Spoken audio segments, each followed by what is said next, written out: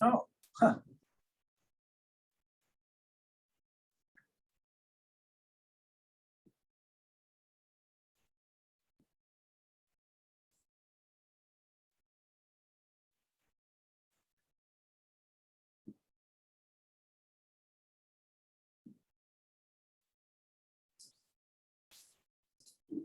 Look at that.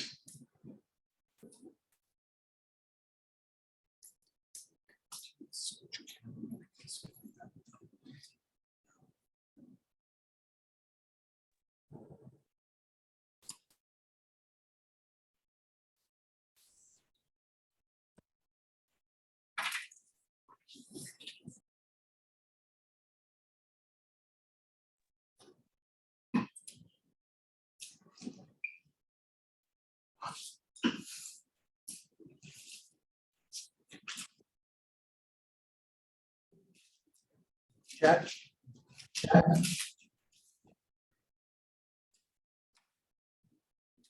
Morning, Nicholas. I see you're logged in. Can you just let me know if you can hear me and if you can see me, please?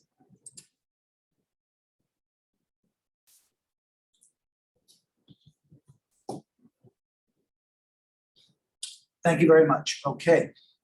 Now, a couple.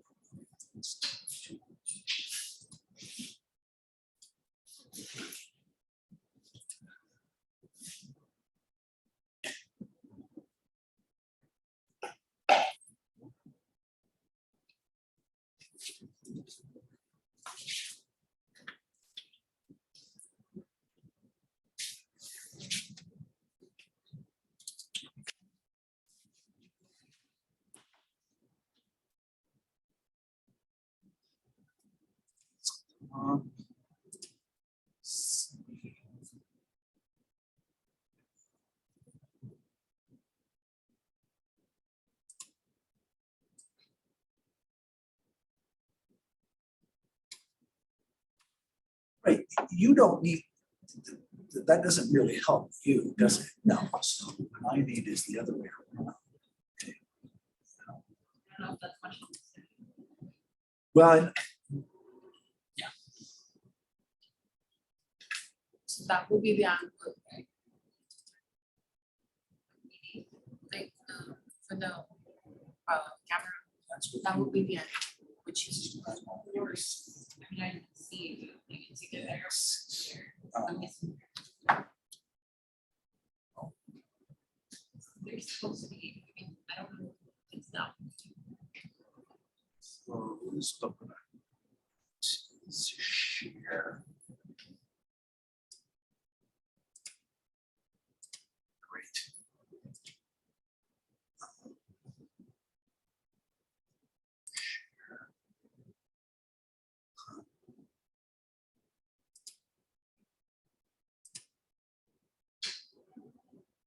Okay, Nicholas, I need another little piece of confirmation. Can you see the PowerPoint presentation on your screen?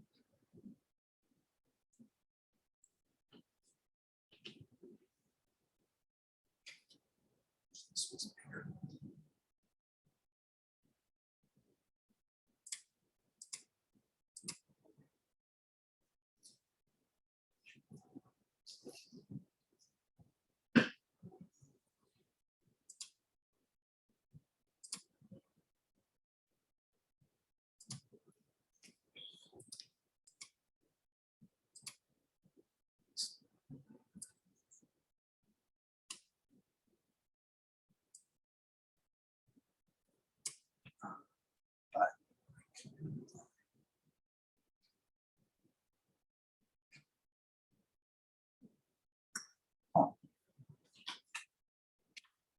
Well, I'm 1 minute away from being late, but it's gonna happen. Okay. Can't see the chat or any of the controls.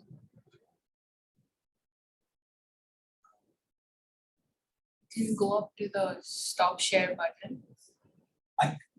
Oh, I see it. There we go. And then Okay, just click on chat. right, and then I'll just bring that back here. Okay. Now, and then 20th. I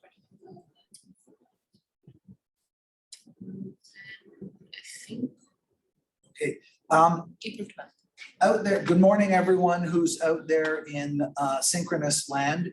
Can you see the PowerPoint presentation on your screen?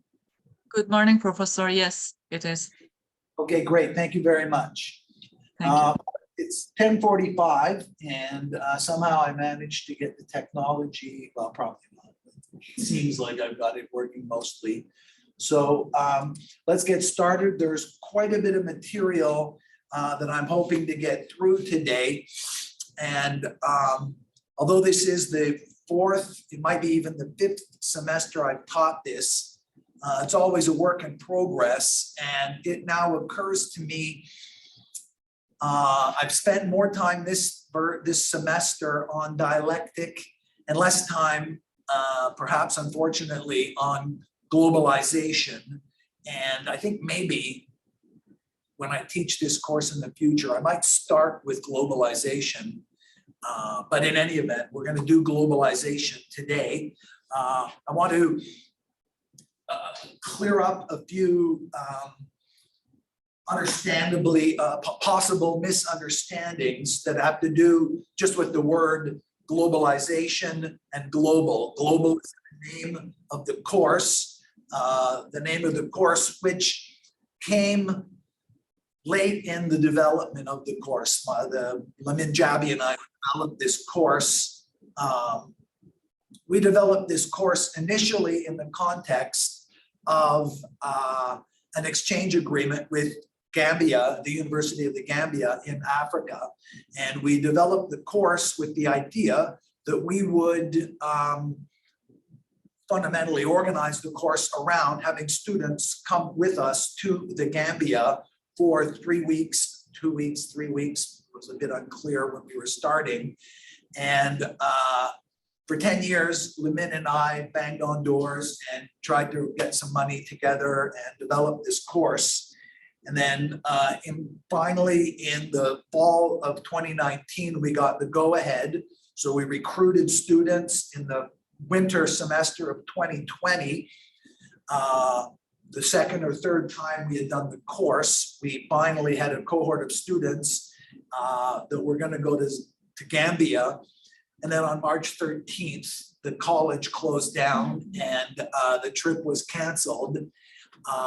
And the global part of the course took a back seat. The kind of experientially global part of the course took a back seat.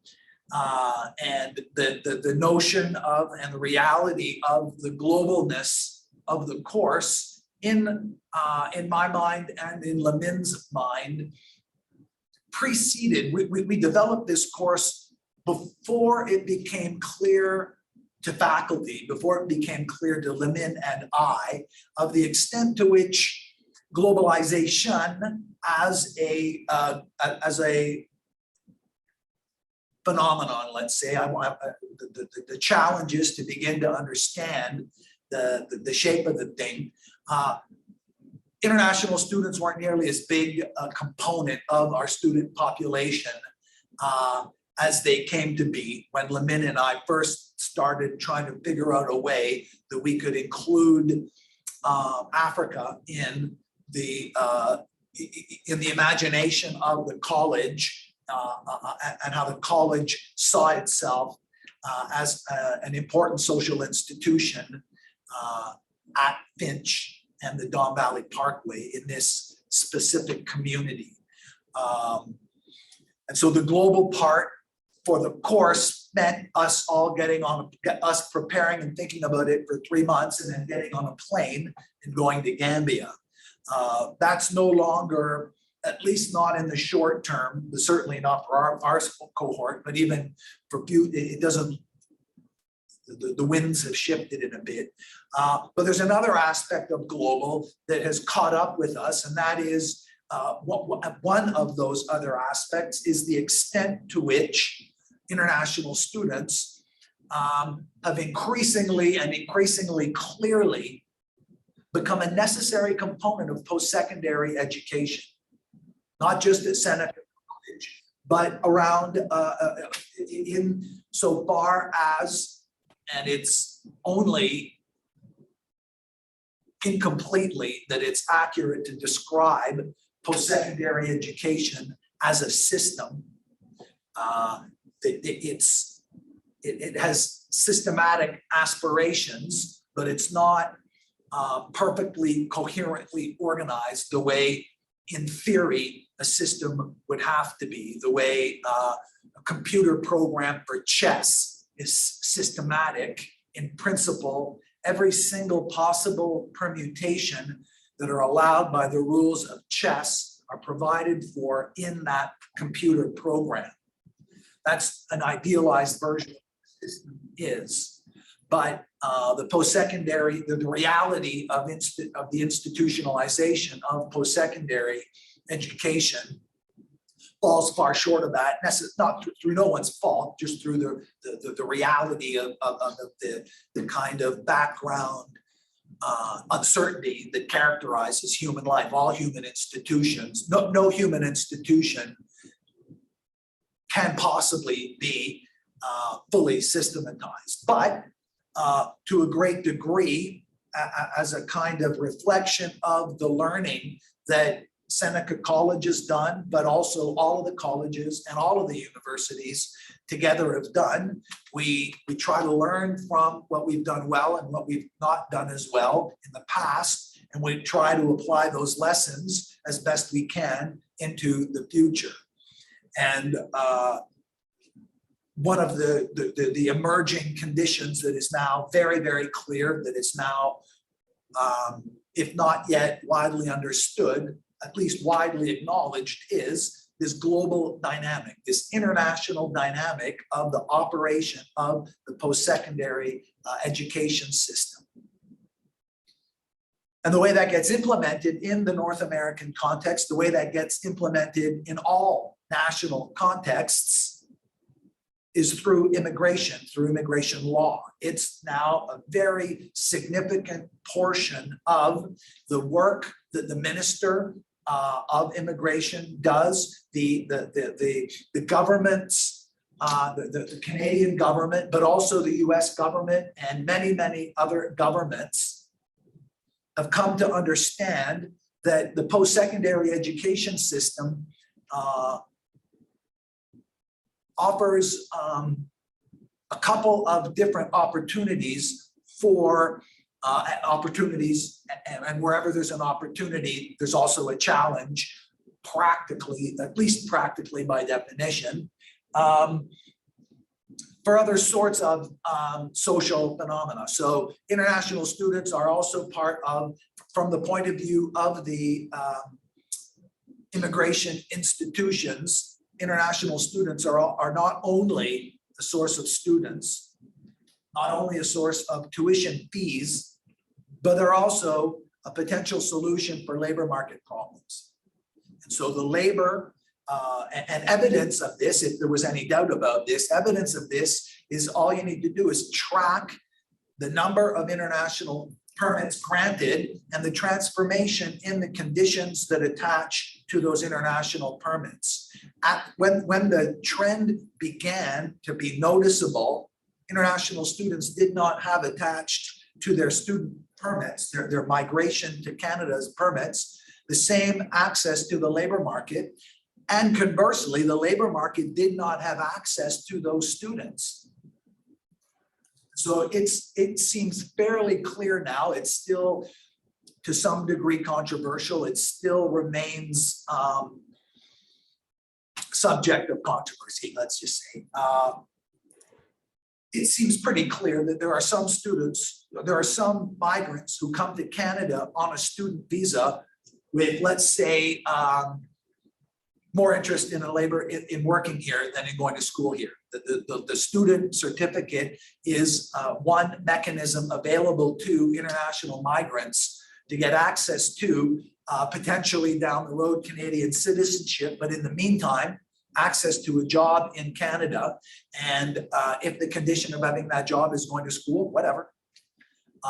And so the interaction between students as international students as students and international students as potential employees, potential participants in the labor market, represents one important dynamic in to illustrate the underlying claim in the title of the course, Canada in a Global World, as a course at a post-secondary institution. So I'm going to attempt to walk us through some of the theoretical and some of the challenges to trying to understand that from inside an institution that is itself subject to the very factors that we're trying to understand. We're fish in the fishbowl who've been told that we live in water. And so we've got to think through what that means for us. What does it mean to say we live in water? What does it mean to say we didn't notice it for our whole lives, and all of a sudden, now some of us believe we're living in water, and some of us don't. So that metaphor appeared to be spontaneous. I'm not sure how helpful it's going to turn out to be. Okay, so this global world within which our current post-secondary system operates. So the terminological challenge that I want to call to your attention, that I meant to call to your attention 8 minutes ago or whatever, is between global as simply a description of the fact that we live on a planet, and I don't even know the etymology of the thing of the word globe. So there's globe that describes sort of an astronomical description of the total geography of our environment. And on the other hand, there's globalization as a process that is arguably that there's a very widespread agreement, if only about the fact that globalization has occurred on our globe, meaning that to some degree and in some ways at least, it might make sense to think of how there having been more globaling and less globaling, or more globalization and less globalization. And a very easy, intuitive, common sense approach to demonstrating at least the plausibility of that claim as a starting point to try to understand it better. We just need to go to a grocery store. We go to a grocery store in 2023, and if we compare it to the information we have, it would take a little bit of digging, but it's available to us relatively easily. Compare what's in a grocery store in 2023 in Toronto. There's a grocery store, all over the place now.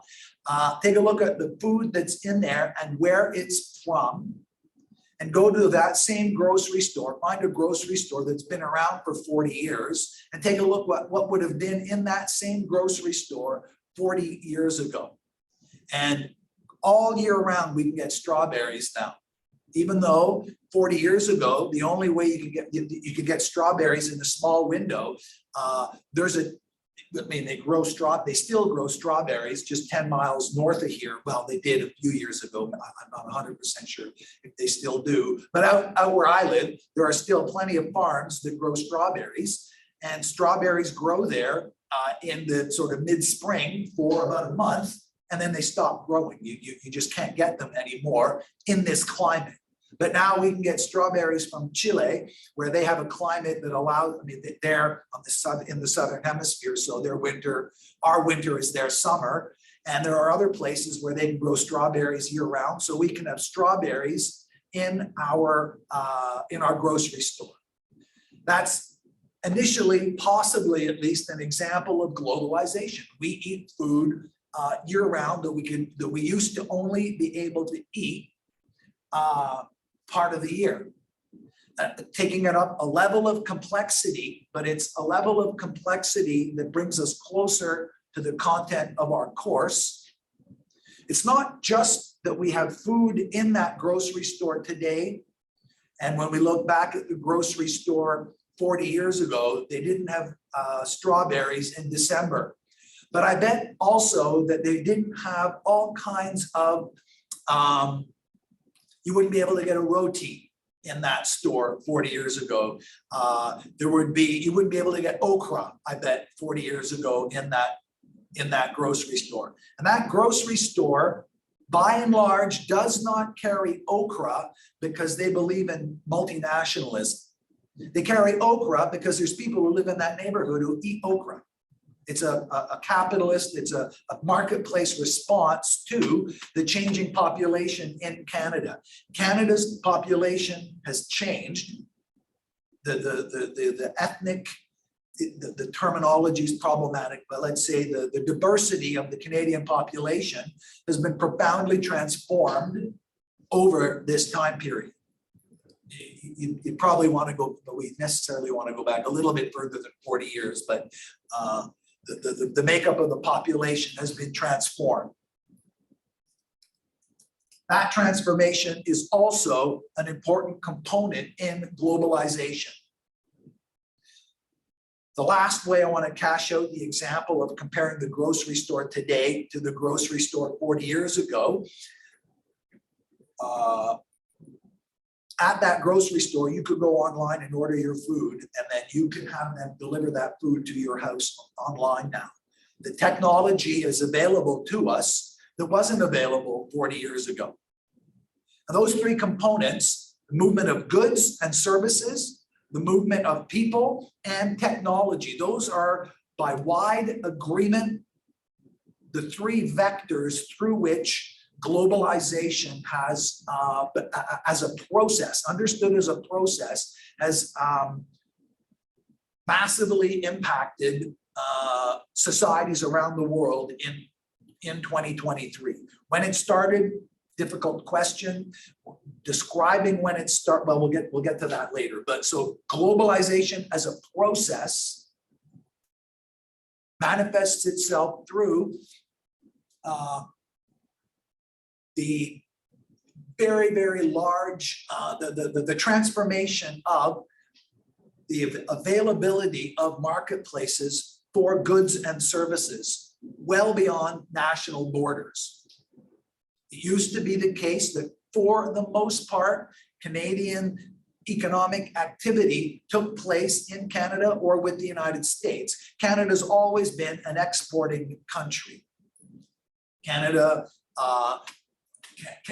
as a country began as a colony for England, well, for France even before. The details of the start are secondary to the main point that it was as a response to the initial globalizing aspiration of European societies that Canada was initially invaded and colonized. Same with the United States. And so when an appropriate, when a relevant starting point can be identified, absolutely remains an open theoretical question, an open academic question. That it's going on is not seriously debated anymore. It's happening, it has happened, and it's not quite clear if it can still increase much more, but it is clear, very clear that, say, to pick an arbitrary comparison point, a relatively arbitrary comparison point, since the end of World War II, it has increased in easily quantifiable ways, quantifiable in ways that correspond to loads of other ways that we calculate and evaluate and measure all kinds of different activities. Okay, so the PowerPoint presentation that I'm going to use today, I found online. Murray Cook, who I don't know, posted these slides. I found them very useful, but I made a few changes to sort of intellectual honesty or anyway, integrity. I'm trying to model this for you. I like the slides, so I'm going to use them, but I want to give credit where credit is due. Okay, so now the globalization, the perspective from which I suggest, and which it's not, I didn't invent this, I'm quoting from Walter Benjamin, who is a currently very influential, he's dead, he died in 1941, I think. A currently influential intellectual. He had a complicated past. He didn't teach at a university, but he was part of a circle of German intellectuals between World War I and World War II, who eventually formed what is now the kind of intellectual core of what is widely described in academia as critical theory. And Walter Benjamin was a sort of secondary figure at the time, but his influence has expanded. And so here, let's catch it here. I want to take a look at globalization as a process, and the perspective from which I'm suggesting it makes the most sense, and in some ways the only sense, is from the perspective of today.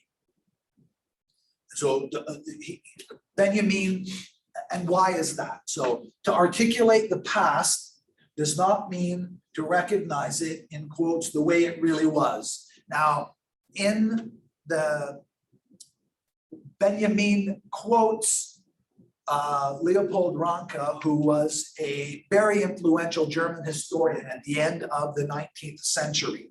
And it's worth noting, and it's a background feature of contemporary social science. And the reason I want to stress that is this is part of the fish in the water point. We're in a post-secondary institution, and we're trying to understand what globalization is. And it turns out that one of the consequences of globalization is transformations in how post-secondary institutions work.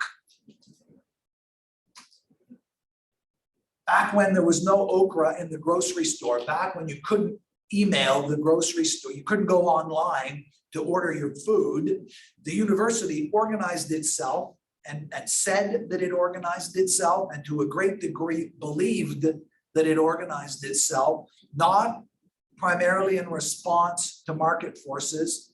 It believed that it was organizing itself primarily to produce knowledge in the search for truth.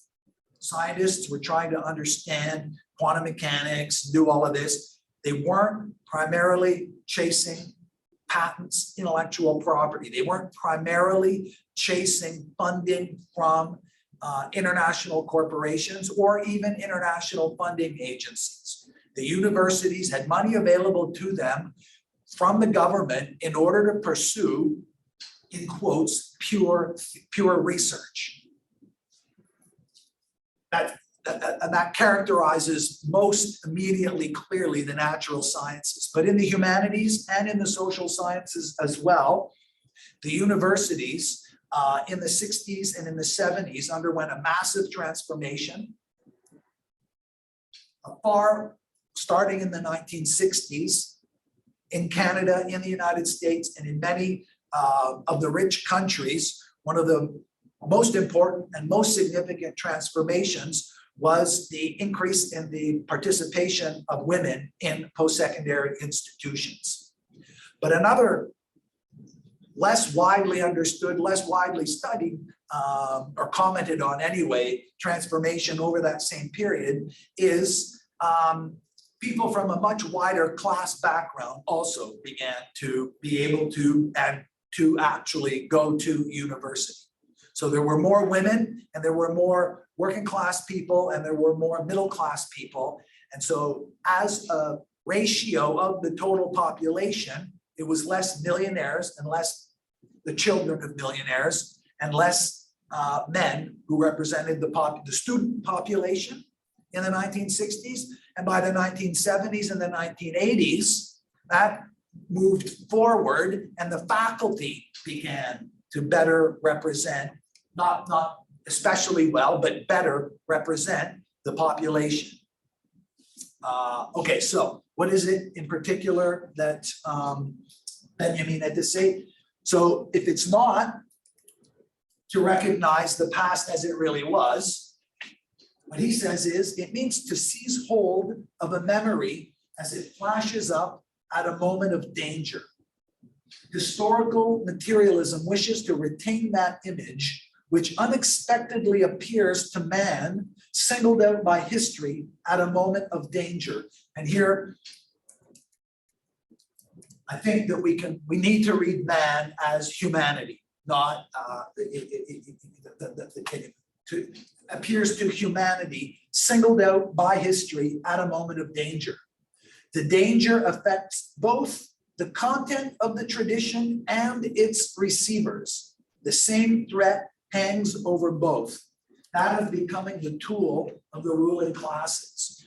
I don't want us to be the tool of the ruling classes. I don't want me to be the tool of the ruling classes. I don't want you to be the tool of the ruling classes. And I don't want this course to be a tool of the ruling classes. And in order for that, in order to resist participating in that, that's the metaphor, that's the kind of, the way I want to cash out that metaphor. We are fish, we're in the water, we need to understand better about the role of water. What does it mean for us to be fish in the water? And one of the ways to do that is to understand the history of the forces that have transformed the institution within which we are doing this work.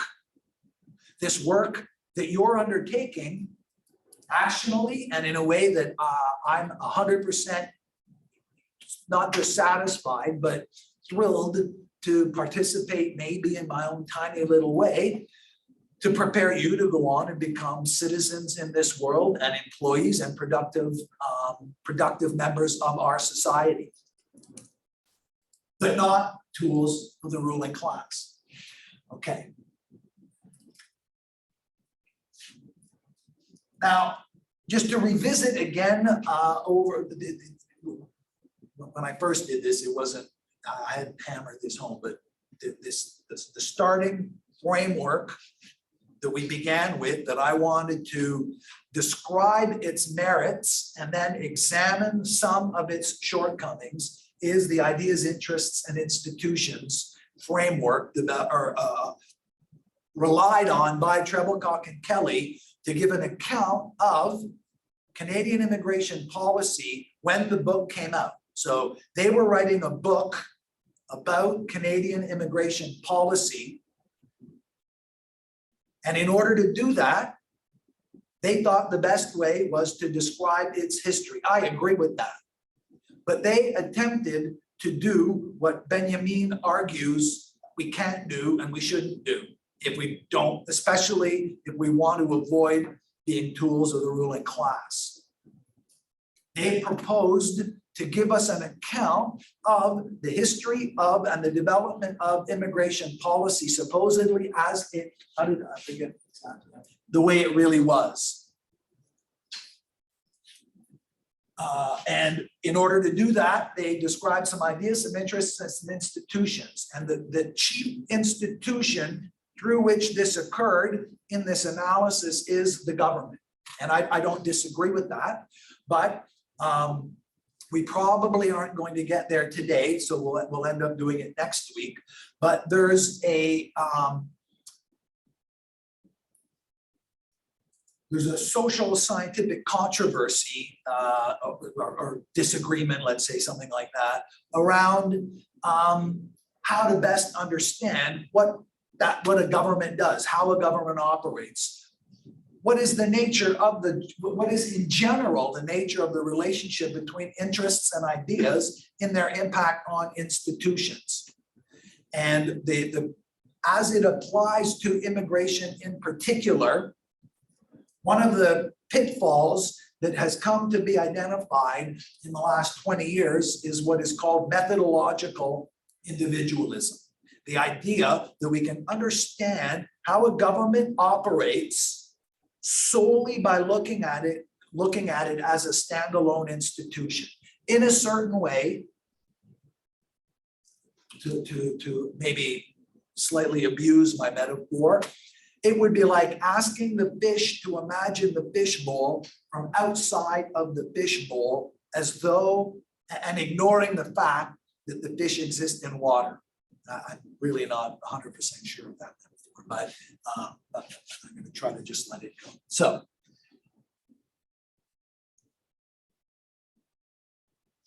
I'm sorry, methodological. I beg your pardon? Repeat the term, methodological. Nationalism. I embarrassingly left my marker in my office this morning. So, it's on the slides. I don't think we'll get there today, but we'll see. Yeah, that's good. And also in the week 12 folder, I put an early paper written by Nina Glick Schiller, who is the sort of the I think she's a sociologist who coined it and who articulated it. As far as I know, was the first to articulate it in the context of trying to come up with a more critical understanding of the dynamics of global migration. And so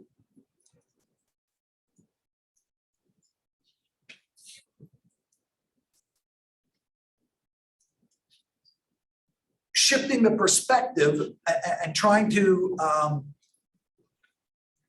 so the perspective that the question I want to ask is, how did we get here? But I think the surest way to resist the danger of becoming a tool of the ruling class is to continually make sure that that we keep in mind that what we're trying to understand is what's going on now, and that we're examining the past with a view to understanding what's going on now. So we're not going to let go of that contemporary perspective. And so what does that look like? So now, globalization, the theme of globalization has in the last 2 or 3 decades, and that was 10 years ago. So the theme of globalization has in the last 2 or 3 decades become established as the key topic in the social sciences. Various aspects of, what else would they say in a book called the International Handbook of Globalization Studies? And one of the initially, and I think continually really, bewildering features of the way a lot of the writing in the social sciences operate is people in their little fields tend to see what they're doing as the most important thing. And so there's a lot of Routledge handbooks and a lot of these handbooks that say the same thing about democracy or whatever their field is. That notwithstanding, it absolutely is the case that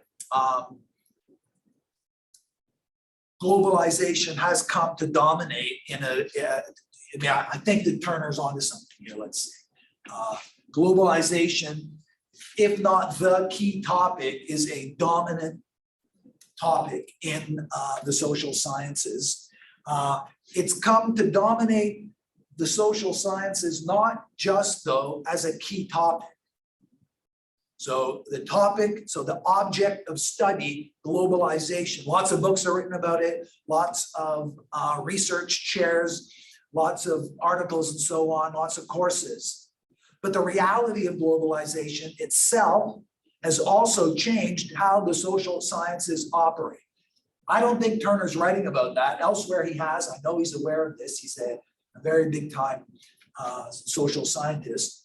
But I want to illustrate, or I want to, the point about the Benjamin quote that I want us to keep coming back to is that when we study globalization from within a university, from within a college, we're operating in an institution that is itself subject to those very forces.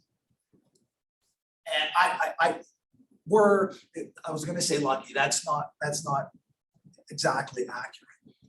As a result of many of the struggles that people, that citizens and students and faculty, even administrators have undergone over the last, in the past, in order to be able to have an institution like a university that is not absolutely subjected to and constrained by external forces. The university, going back to its very foundation, the university, the earliest evidence we have of universities, the earliest documentation is from the 11th century in Paris. And the documentation we have is students rioting against the city authority because the city wanted to change the rules under which the students were going to be able to study the subject matter they were studying. These were monks and priests rioting in the streets of Paris. Some of it was they were worried that what the documents say, and the documentation is obviously very spotty. And what it shows is the institution had existed for a while. So we don't have any documentation at all for how the university springs up. What we have is documentation that characterizes the institution fairly soon after it had already established itself. And in that documentation, students were already struggling and in some ways, people were dying, people were killing, and people were dying in order to protect their right to study, and in order to protect their right, not exactly to do research the way we think of it now, but in that ballpark. And so the university, although it has been a tool of the ruling classes, has also been a weapon of the people to resist the ruling classes from before even its inception. There's a great deal of potential remaining in the university as a place of relative freedom, of relatively autonomy, to be able to learn for yourselves, to be able to discover and describe and criticize existing institutions, to be able to reshape them so that they better suit the interests of our current society. So I'm not at all making the claim that universities in general and the Seneca College in particular is exclusively the tool of the ruling class. Seeing the ruling class has recently won a lot of these skirmishes, and they've changed in many ways how the university and the college operates, and they've succeeded in some of those changes explicitly on the grounds that they better suit the interests of the ruling class. And I'm making the claim that there's room for resistance and there's reason for resistance. Okay. Now, so what is the history of globalization in Canada? Now, so in order to, and Benjamin didn't write in the way that the way Walter Benjamin wrote was not user-friendly. He did not write things. He had a great deal of difficulty getting published. Most of what is available written by him was preserved by his friends and published much later. So his writing is itself it's difficult, and it's not social science. Whatever else it is not social science. So he does not lay it out in a premise, conclusion, or a bunch of evidence and a theory or anything like that. It requires work on our part, and some of that work I'm trying to do with you, and some of that work you'll need to do for yourselves. But this now that he's talking about, this flash of memory, I want to call to your attention the new events in the news to illustrate the flash part of the memory and what the now can look like. 5 bodies were fished out of the St. Lawrence River in the last few days.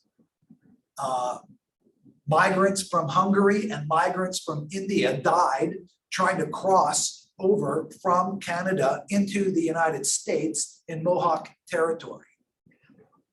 The reason they crossed over, well, we don't know the reason why those particular people crossed over. But the nowness that I want to call to your attention is the place where it happened, Mohawk territory, exists as a kind of reflection, as a flash of the incompleteness of the past as we currently understand it. Mohawk territory was Mohawk territory before there was a Canada, before there was a United States. Before Canada and the United States organized themselves into nation states with police, with an army, with deadly force, the Mohawk people lived exactly where they're still living now. And as a result of resistance on the part of the Mohawk people, resistance against the US government, resistance against the Canadian government, they have relative territorial autonomy over that. They're allowed to cross over back and forth between the two sides of the St. Lawrence River in a way that Canadians and Americans on either side of Mohawk territory, it straddles the Ontario-Quebec border on the Quebec side and on the Ontario side. Outside of Mohawk territory, we can't cross that river on our own. The Mohawk are allowed because they have a sort of kind of hybrid legal and constitutional existence. It doesn't fit into our current reality. There's a kind of residual, unprocessed memory component in the reality of Mohawk territory in Canada right now.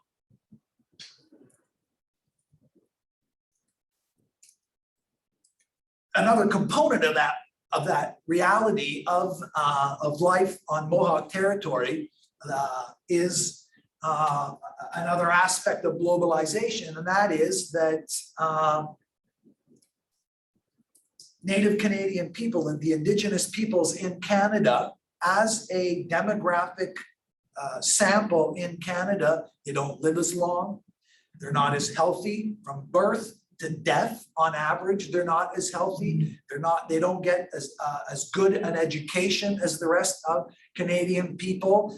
And that is widely agreed on, not universally agreed on, but it's widely agreed that particular consequence, widely agreed in the sense that the government of Canada now accepts this claim as true. They haven't not really acted on it, but they at least explicitly recognize it as true, that those negative outcomes that characterize on average the Indigenous population in Canada is directly a legacy of colonization, which is a precursor or a part of globalization itself.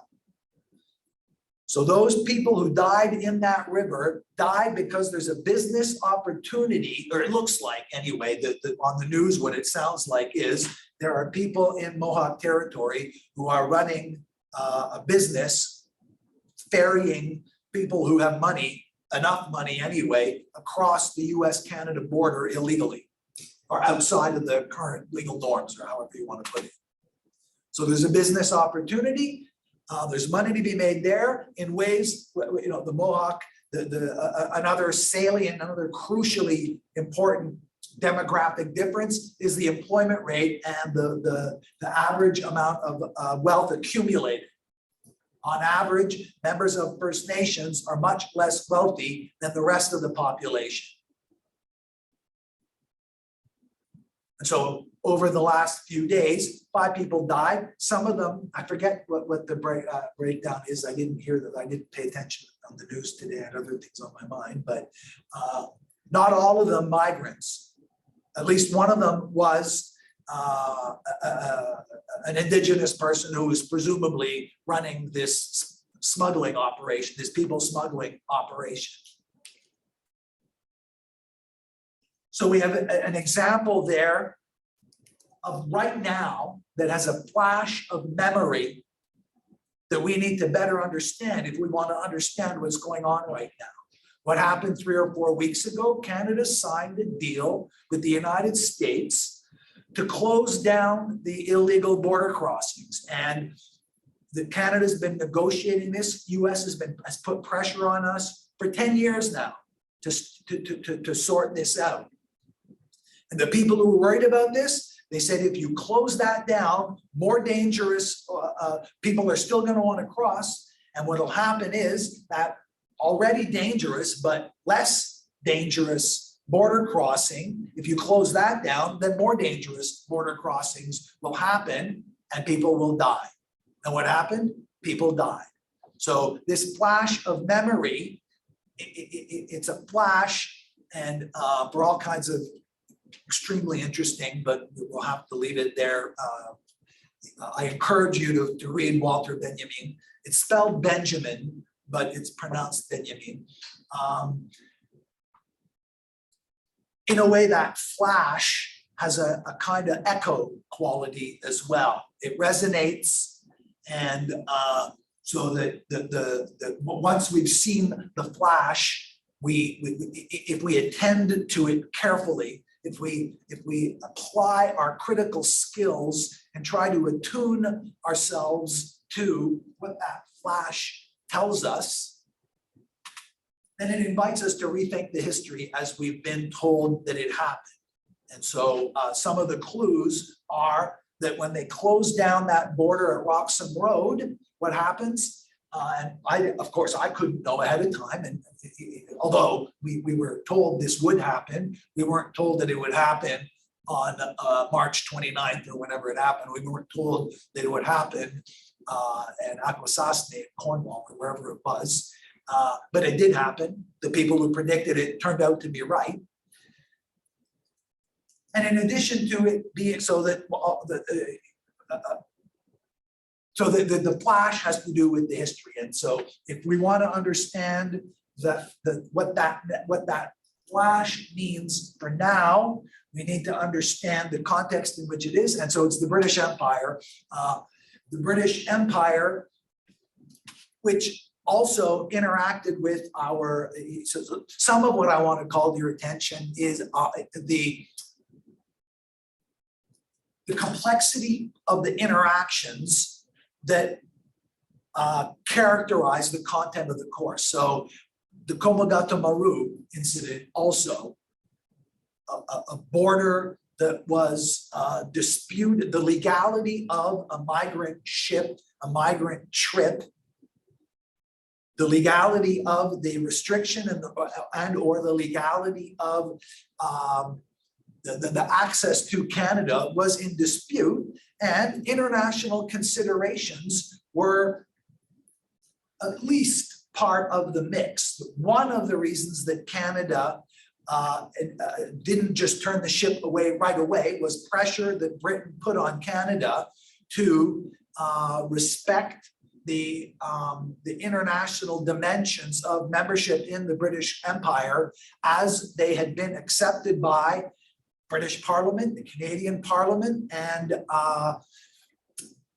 afraid I'm unfamiliar with what the legal arrangements were in India at the time, but India's membership in the what came to be the Commonwealth in the British Empire gave to citizens of India, Indian residents, access to some of those rights, at least formally, but not in practice. When that ship got to Canada, full of people who at least nominally had every reason to expect that they would be allowed to get off that boat in a member of the British Empire, Canada, or period, they were turned back anyway. They had a reason to believe that they would legally be allowed to land. They had a legal claim that was repudiated. And people died, and people fought. And so the context, the historical context within which all of these events occur aren't always immediately available to the people concerned. Canadians at the time overwhelmingly did not see what was going on the way we believe today, I think accurately, clearly see what was going on. The majority of the Canadian population, on the basis of white supremacy and racial hatred, rejected the legitimacy of a claim that was otherwise recognized, eventually otherwise recognized by the courts. One of the many different, it's not exactly an irony, I think it's closer to a contradiction, was that the courts eventually recognized the legitimacy, the legal legitimacy of the claim to come ashore by the ship owner, the captain of the ship. But by then it was too late. Okay, so the British Empire is one of the crucial background realities, historical realities that informs the process of globalization in the 21st century today. I need to.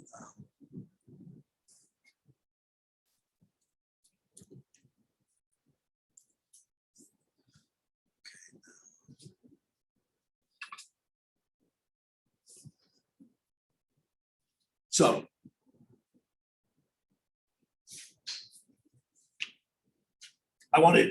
some of what I want to do is I want to go back and forth between the world of the imperial powers at the end of the 19th century, back and forth between that world and the world of today, because in a couple of different ways,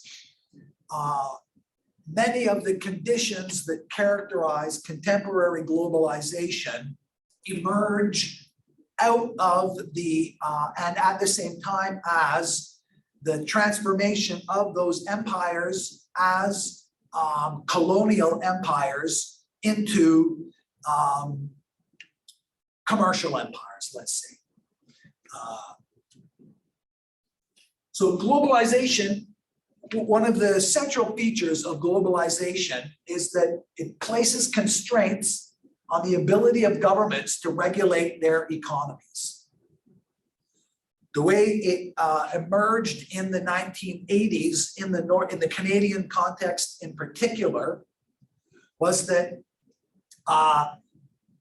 Canada and the United States had ongoing disputes around the international legality of certain tariffs that the Canadian government placed on goods that were being imported into the country.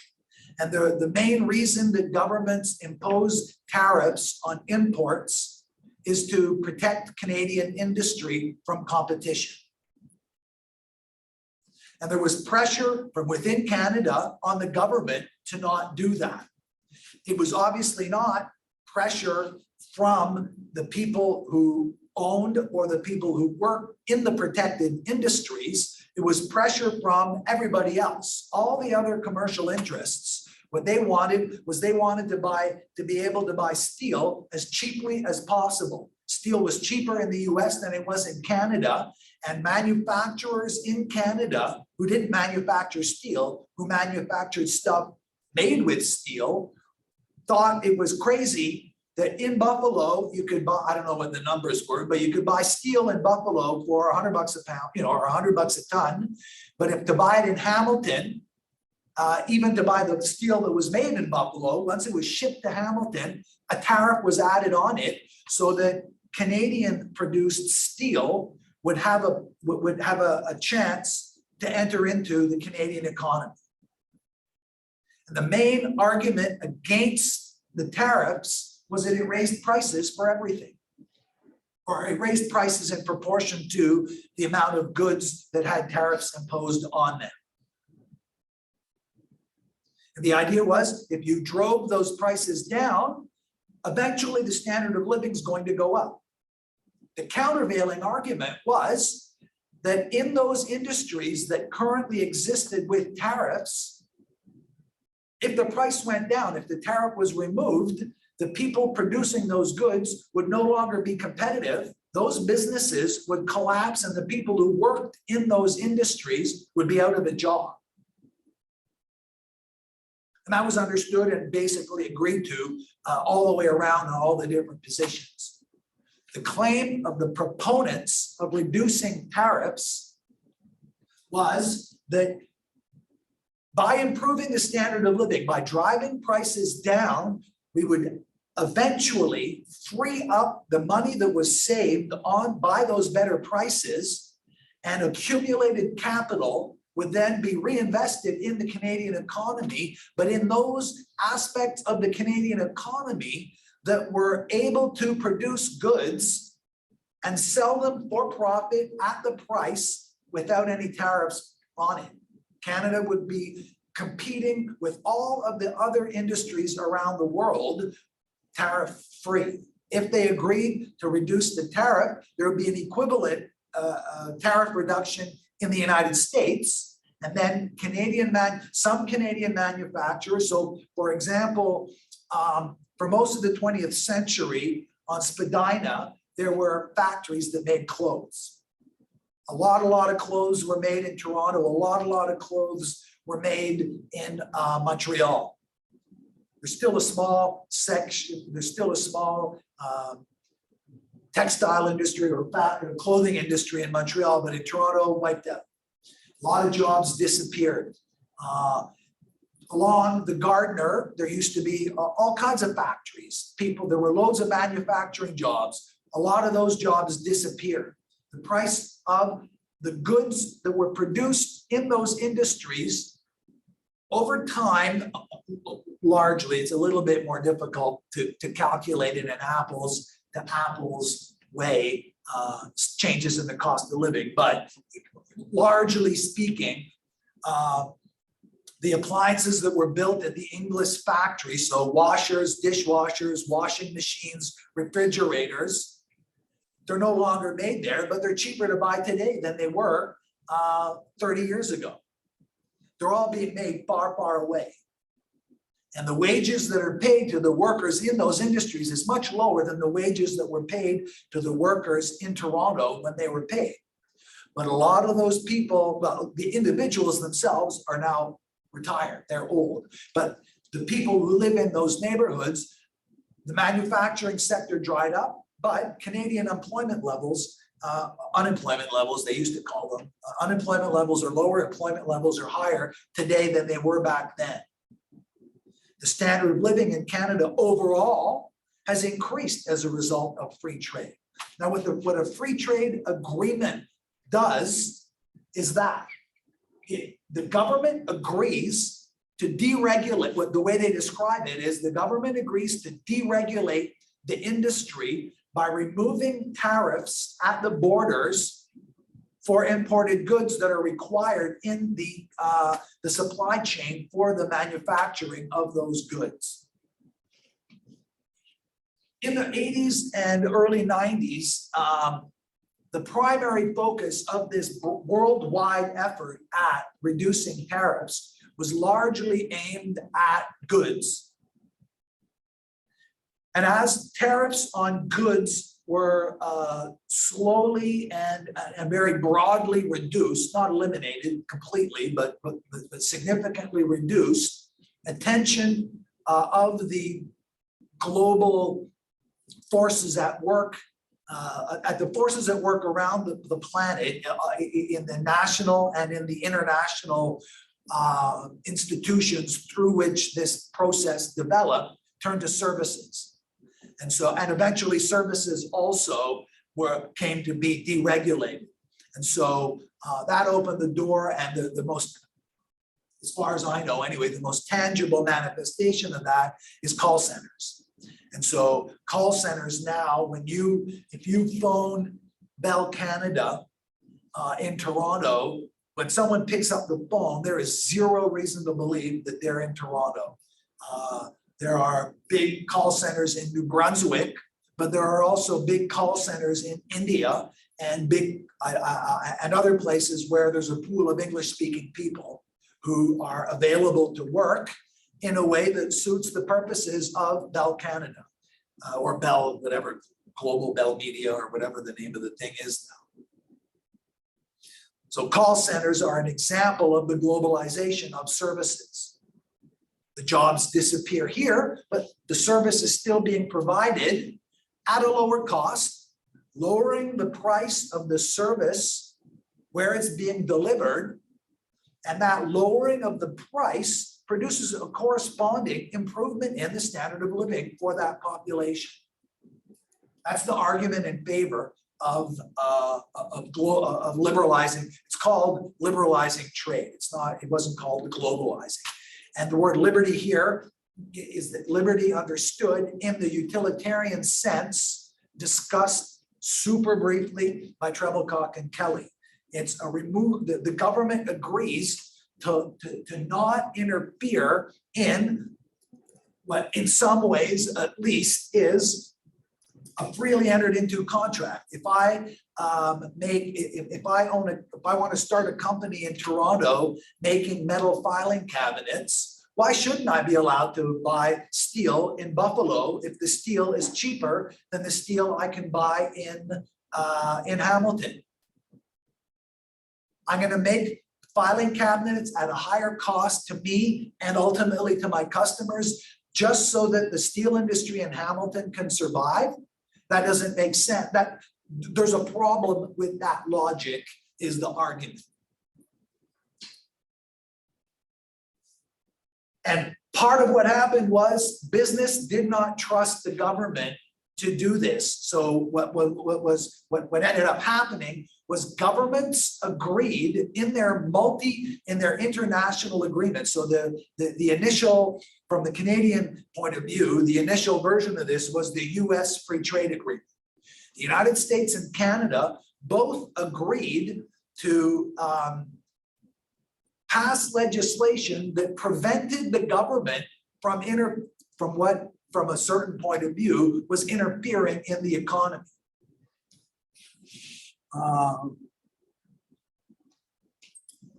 So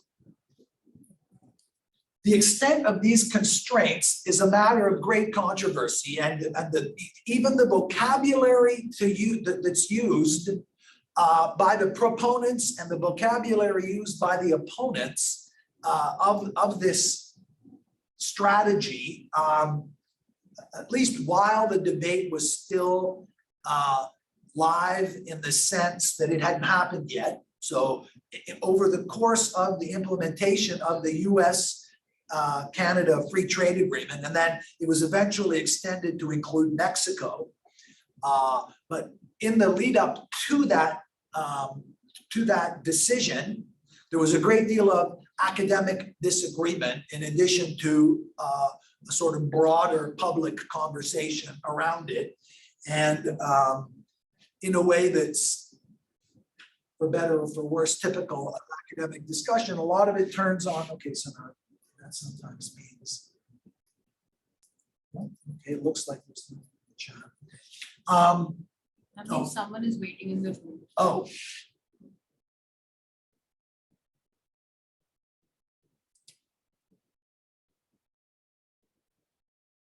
Someone is waiting to get in? Usually that's the sound. Sorry? Usually that's the sound it makes. Oh, okay, well, No, I just joined. That's it. Oh, he just joined. is everything okay, Jamal, or? Okay, now you're muted, so, okay, so. Yeah, my laptop died. That's it. Thank you, though. Okay, no problem. So, right,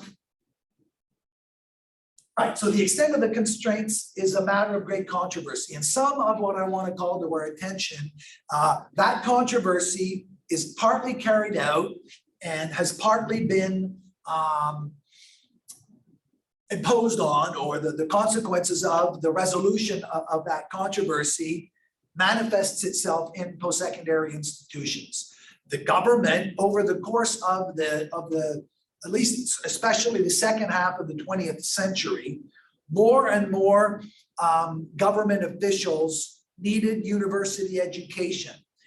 More and more of the bureaucracy through which government policy was, on the one hand, developed, and on the other hand, implemented. And there's a cycle of development and implementation and development and implementation that goes on there. was mediated by people with a university background.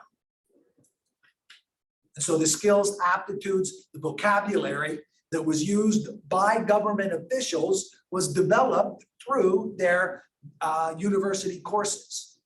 Early on in the 60s and 70s, it was primarily in the social sciences. It was primarily the social sciences that provided the educational background for the first 30 or 40 years of the rapid and seemingly permanent expansion of the federal, provincial and municipal bureaucracy.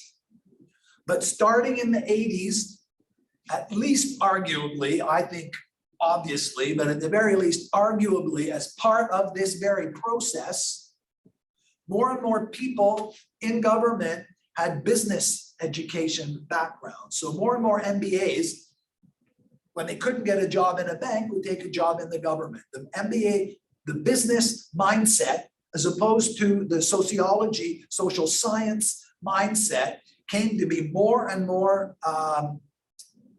at work, first in government bureaucracies, and then it cycled back into the bureaucracies that run the universities. And so more and more and more, and increasingly, the people who run universities and colleges have a business background, and those who don't, the success of the business background at recharacterizing the very terms of this debate. Now, why?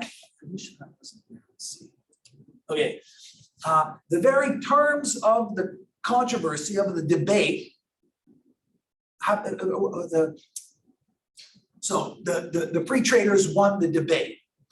There was an election. Brian Mulroney ran for the Conservative Party in, I forget what year, 84, I think, in 1984. And the Conservatives ran on a promise of implementing free trade with the United States, of negotiating a free trade agreement with the current government, with the then government of the United States, with Ronald Reagan.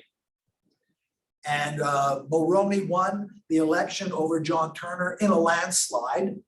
And so that was taken not unreasonably, but I don't think quite as obviously as the proponents took it. That was taken as a very strong endorsement of the policy of free trade. So the Conservatives won that election. Mulroney became the prime minister. He successfully negotiated with Ronald Reagan, the then president of the United States, a free trade agreement.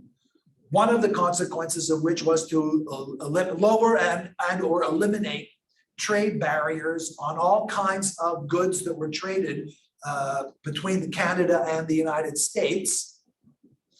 And the mechanism through which that was achieved included imposing constraints on the government's ability to interfere, or the government's ability to regulate all kinds of aspects of industrial behavior. That controversy prior to the passing of the free trade agreement, and it wasn't just in Canada and US that this was going on. Europe at this time was in the process, a long-term process of negotiating what eventually Britain managed to not destroy, but to back out of relatively recently. But the European Union was in the process of forming itself into one giant free trade zone. And an important component in the European debate that didn't exist nearly in the same way in the North American debate was the free movement of people in Europe. The European Union and its globalizing, the consequences of globalization insofar as it was implemented in the European Union was to remove internal borders between the nations. And so in Europe, I don't know what it's like now, I've been in Europe a long time, but I was there in 1990, and there was no longer a border between Belgium and France. France and Belgium are two different sovereign nations, and I have family in Belgium, so I was there, and then I went to France, and there is no border There used to be a border, now there is no border. I mean, there is a mental, a theoretical, a legal border, but free movement of people. In pursuit of this logic of expanding, that lowering the costs of doing business. It's less expensive to do business when there's no border. You don't have, first of all, the government doesn't have to go to the expense of having people do this stuff. So that takes, in quotes, burden off the tax base. So the government can respond however it might see fit, however the people who elect those governments will see fit. But it also speeds up the trucks going across those borders with those goods, or the people going across those borders to deliver those services. So it's a global phenomenon, not just Canada and the US, not just Europe either. Globally, the pressure existed for this. And as these multinational trade liberalization deals expanded, the terms of the controversy itself began to shift. And the winning side, the vocabulary that was used in the debate to justify one position, came to be accepted as a largely speaking neutral account of the emerging reality. Is widely accepted in the contemporary world of government discourse and on mainstream news sites that businesses are job creators. That represents one component in, or that's one manifestation of a change in terminological, just at the descriptive level, that correlates with with this expansion of trade liberalization that came to be seen as one of the central aspects of globalization. The other component is there still remains a disagreement about the extent of the net benefits and the net disadvantages. So in Canada, it's crystal clear, almost everybody agrees that the standard of living has increased steadily over time. And while there's not full agreement that there's a direct causal connection between trade liberalization and the increase in the standard of living, there's very, very widespread agreement that they happened at the same time. That as trade liberalization expanded, the Canadian standard of living increased. Where there's disagreement is how to characterize that in terms of net benefits and disadvantages. Over this same period of time, income inequality has expanded. The rich have benefited far more, and the poor and everybody who's not rich has not benefited nearly as much over that same time period. So that the increased standard of living means basically that the people who have BMWs, they now have more BMWs, and the rest of us are stuck on the subway. I mean, I have a car, so I don't, I'm on the good, lucky side of this divide as a result of my position in this institution.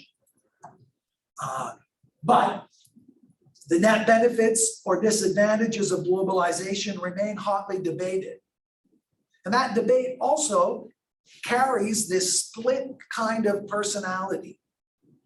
The debate in the debate at universities, the debate in social science departments, to a limited degree in the business programs, but in the social science departments, there's still a lively debate, increasingly, there's still a lively debate about all of the details of this, how to characterize the distribution of the increased productivity that has been the result of trade liberalization and globalization.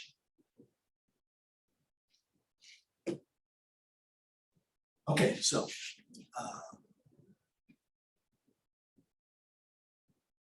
right, so I already said that. Globalization takes on a variety of forms that it's not just economic, along with the economic transformations, so that in Canada,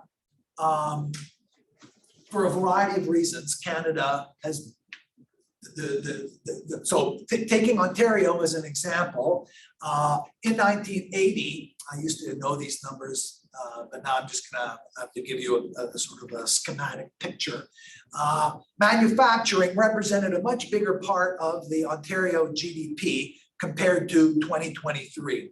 A great deal of the value that was created in Ontario in any given year, taking 1980 as the sort of point, was created through manufacturing. The jobs in manufacturing in Ontario, relatively speaking, had good salaries. So in 1980, I live out in the country out where I live. A lot of my neighbors, a lot of the men, especially my neighbors who are my age, worked in General Motors. And so I know a bunch. And all of them started in General Motors when they graduated, for all of the ones that I know that I'm thinking of. They graduated from high school around 1980, 1975, 1980. They got a job in General Motors and they worked for 25 years in General Motors and they own their own homes. A lot of them have cottages. Later on in the starting, I think in the 1990s, but certainly by the year 2000, the collective agreement between General Motors and the auto union included in their contract money for the tuition fees for the children of General Motors, of unionized General Motors workers. So the workers who started in 1980 benefited tremendously. General Motors benefited way, way more. General Motors has realized profits, enormous profits over that whole period. The workers got a tiny slice of it and the corporation got the giant part of the pie. But over that time period from 1980 to now, while the corporation accumulates profits on a very large scale, the workforce has shrunk and shrunk and shrunk. It takes fewer and fewer workers to build a car as a result of the application of technological improvements or technological changes, let's say. So in 1980, it was relatively speaking easy for especially a man to get a job on the line at General Motors. And you're 18 years old, whether you finished high school or not, you could get a job in the truck plant or in the assembly line. And after a few years, you were making enough money and your job was secure enough that you could go in Oshawa or Lindsay or some of the towns around. And this is also the case in Windsor, but I just don't know anybody out there.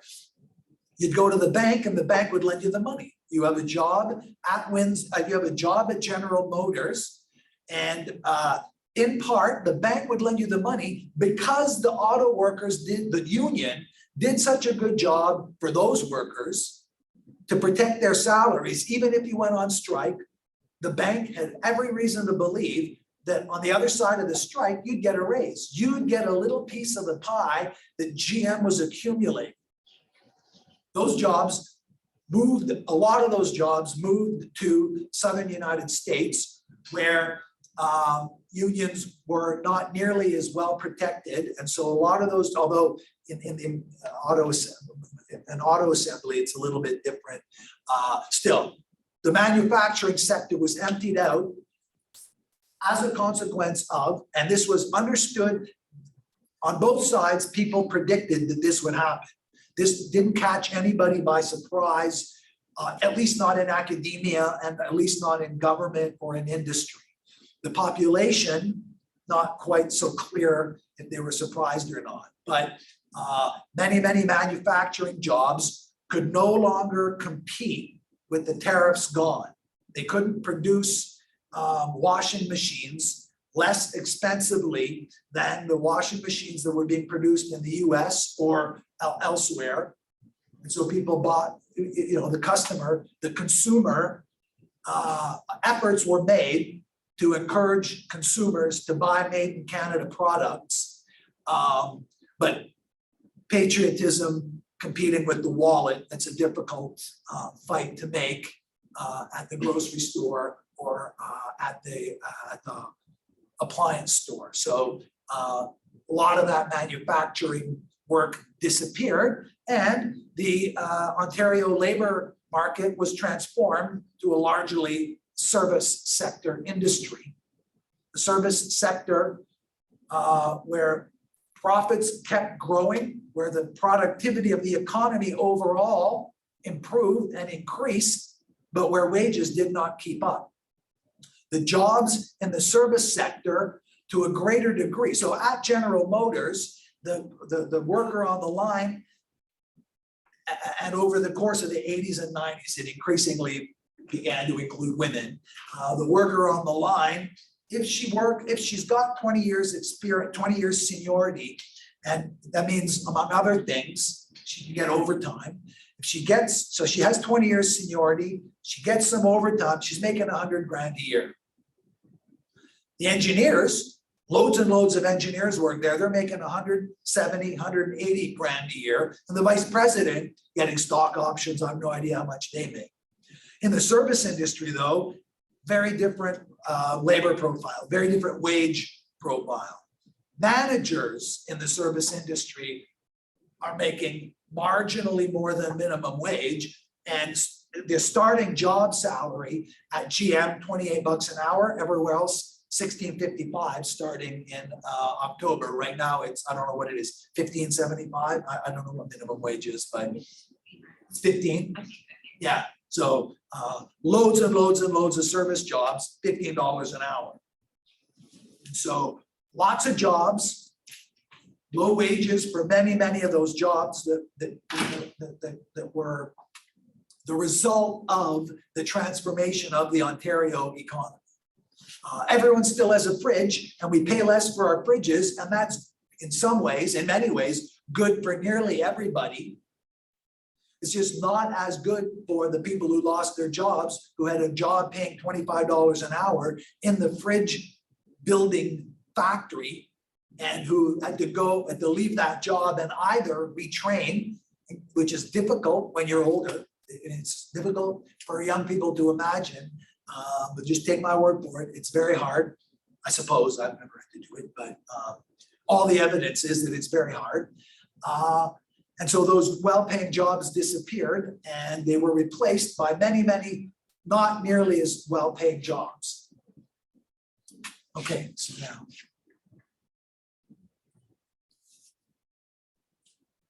I'm going to take a 5-minute break, and so I'll be back in 5 minutes.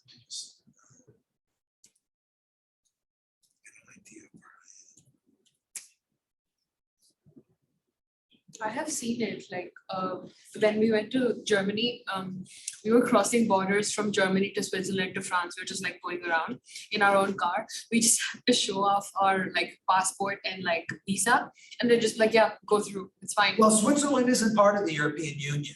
No, So but if you we go went- from Germany to Switzerland or from Switzerland to Italy, but if you went from Germany to France, you had to show your passport? Yeah. Oh, is that right, eh? Huh. Yeah, you just have to show your passport, your visa, and then like how long are you gonna stay there? That's it. And they just allow you through. In your car on the highway? Yeah, Oh, wow, I didn't realize. I thought that they had eliminated that. Huh. I guess they've made it much more straightforward. it was easier because when we went to Switzerland, that was like the ongoing joke when we were in the car. It was like, oh yeah, I'm in France now, I'm in Switzerland Yeah. now. Like, we're moving Yeah. from countries here. to Yeah. there. What year was that? I think 2017, 2018. Right, right. Yeah, mostly then. So just on vacation? Yeah. Nice.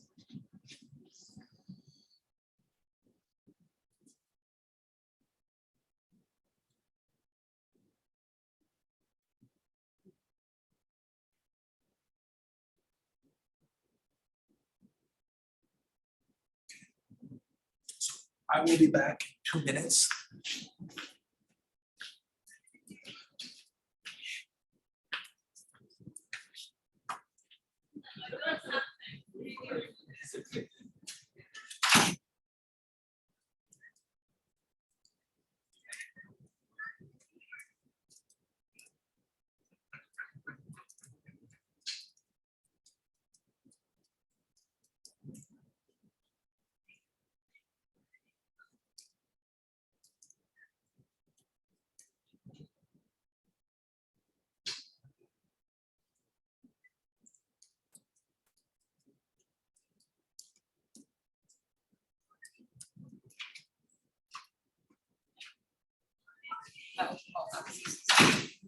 gave a break right after you left.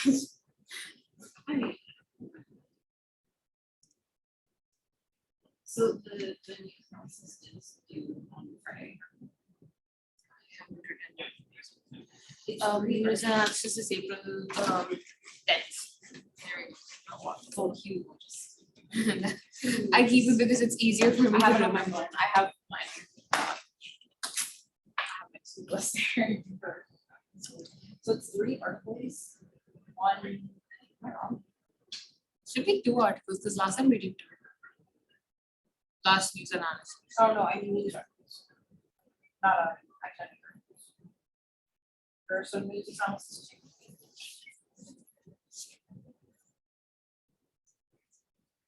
For each article, provide a the article, describe the source. So see, a brief description, 200 words, of the argument or conclusion, the chapter you chose, and specific absence. So basically, you're doing a description of the article, a description of what chapter, what concept of the chapter you're looking at, and that.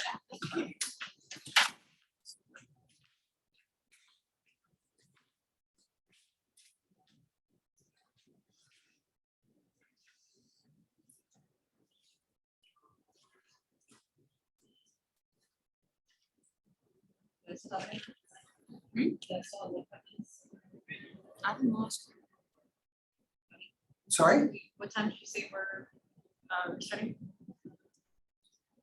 Could be, why do you want to do something? I was gonna grab. Yeah, no, wait.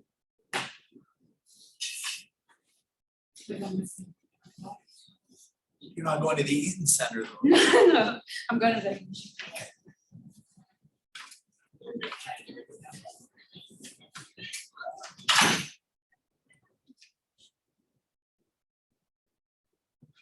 Did it help them by moving for General Motors for the people who had their jobs in Canada or Oshawa and then they moved to US, right? Most of the laborers, they like switched to US. You said something like that. Well, the manufacturing moved, and in some cases, workers were offered the opportunity to move, but it's hard to move. So I don't know, in fact, how many people went with that. And in part, the union, the auto workers union, it's Unifor now, but back then it was called the CAW, Canadian Auto Workers. They did their best to try to, they didn't want their workers to agree to take that because they believed with some reason that like the very existence of auto manufacturing capability in Canada is kind of difficult to explain. And in the 1960s, the Canadian government and the American government signed an agreement that would never be signed today, where the US government agreed that Canada would be allowed, I haven't read a lot about this, so I'm not 100% sure of the details of this, but basically guaranteed to Canada a certain percentage of the manufacturing of automobiles. And so why exactly that was the case, I'm not sure, but for 30 years or so,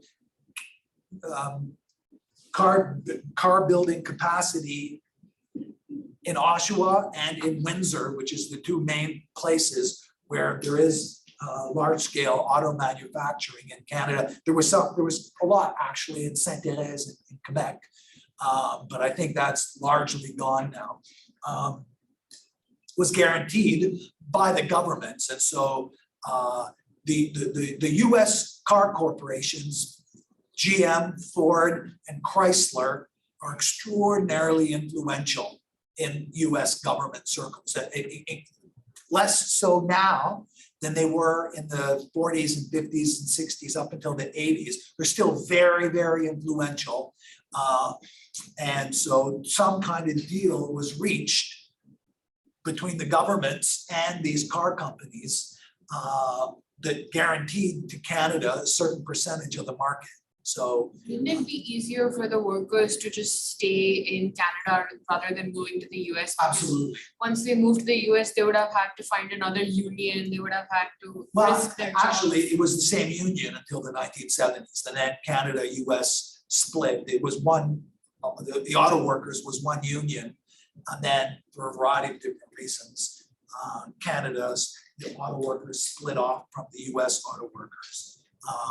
But they would, and there were lots of reasons to not want to go.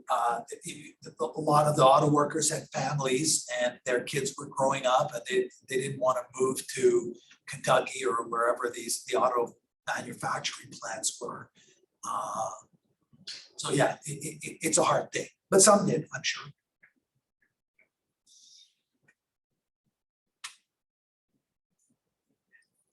Okay, right, so now, okay, so I'm gonna start up again out there, and let me just see.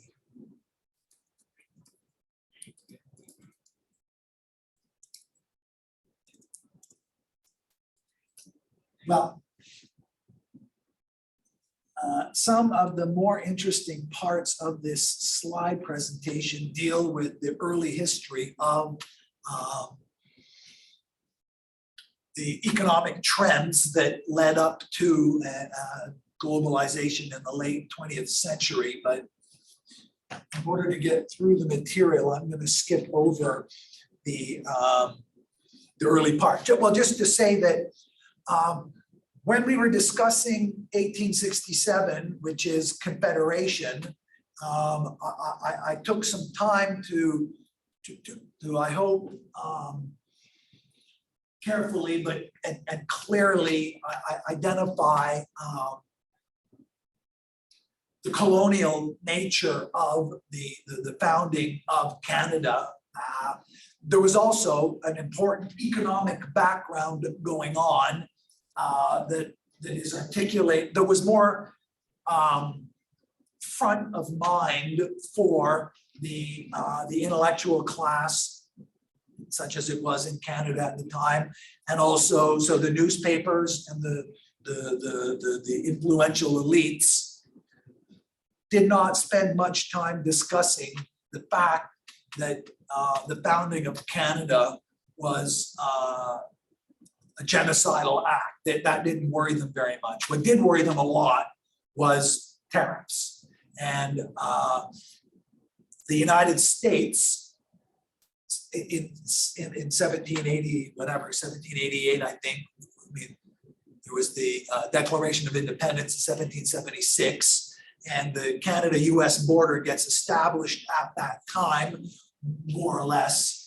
But the reality of the United States as a sovereign nation comes onto a sovereign nation with a national industrial policy, for better or for worse, is part of the economic reality in the British North American provinces from 1776 to 1867, when the Dominion of Canada takes on the relative autonomy, the significant autonomy that it enjoyed immediately after Confederation.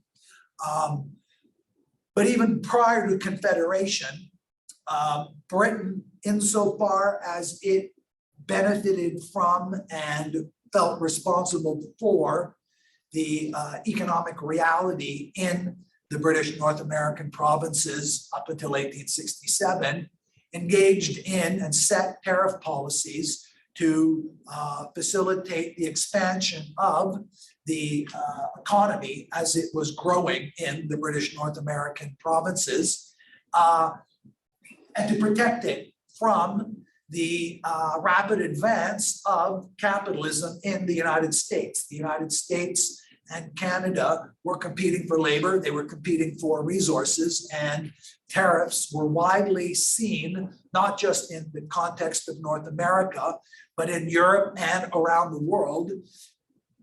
Waves of tariffs and waves of liberalization took place, usually following the cycle of growth and recession that characterizes the global capitalist economy. When the economy is growing, as the economy grows, there's a temptation to impose tariffs in order to capitalize on, in order to maximize the benefit from the increase in profit that you almost always accompanies, at least in many sectors, a growing economy. But when the economy begins to shrink, as it periodically always does in a capitalist economy, the temptation to protect that economy increases. And so tariffs tend to come down in a growing economy, and they tend to go back up in a shrinking economy. And so Canada and the US were part of that global movement at the time. And we'll skip the details of it, but the debates in Canada around forming a confederation were driven to a considerable degree by debates about whether or not to engage in more tariff or less tariff, whether to lower the tariff wall or raise the tariff wall. Okay, so now.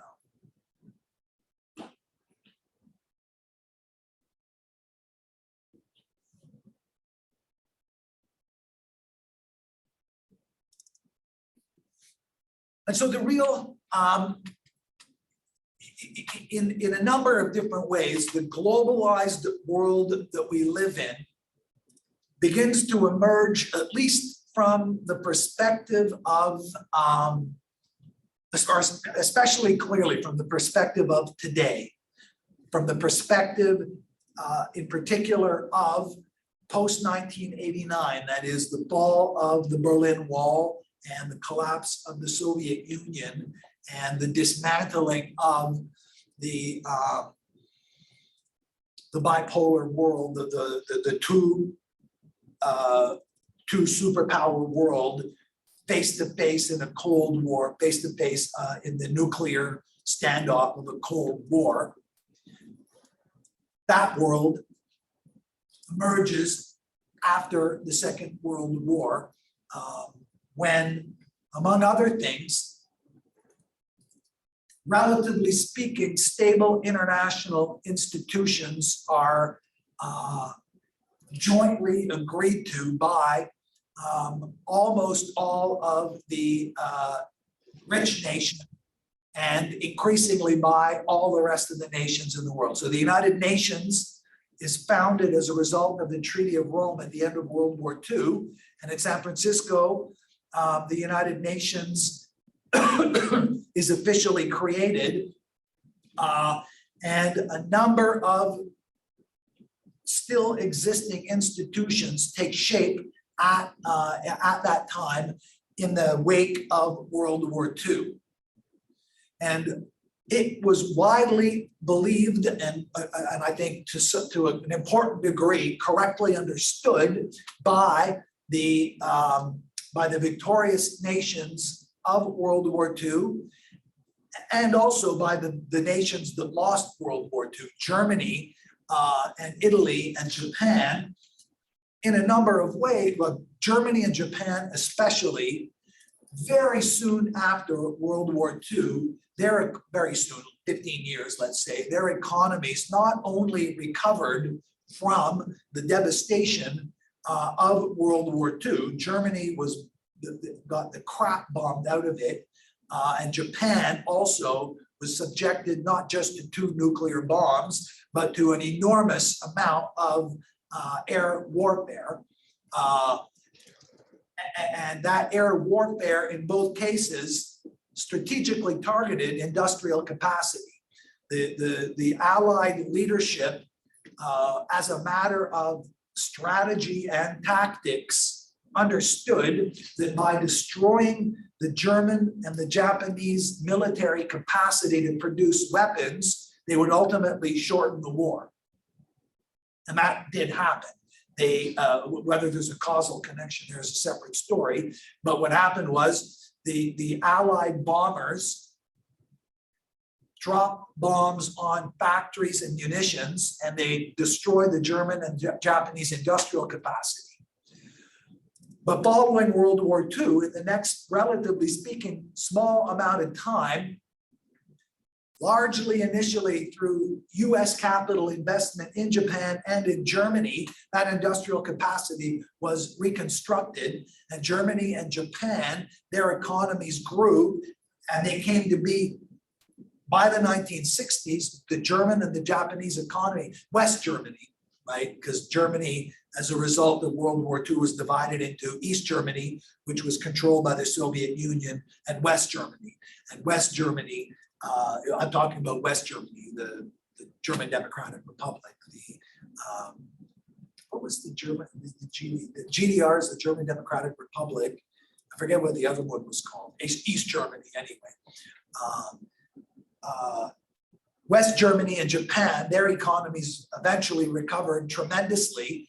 And starting in the 1960s, they enjoyed even better growth than Canada and the United States and France enjoyed. Their economies were closely integrated into an expanding world economy. And the view of most of those countries on this side of the Iron Curtain was that these international institutions, by stimulating economic cooperation understood in capitalist terms, could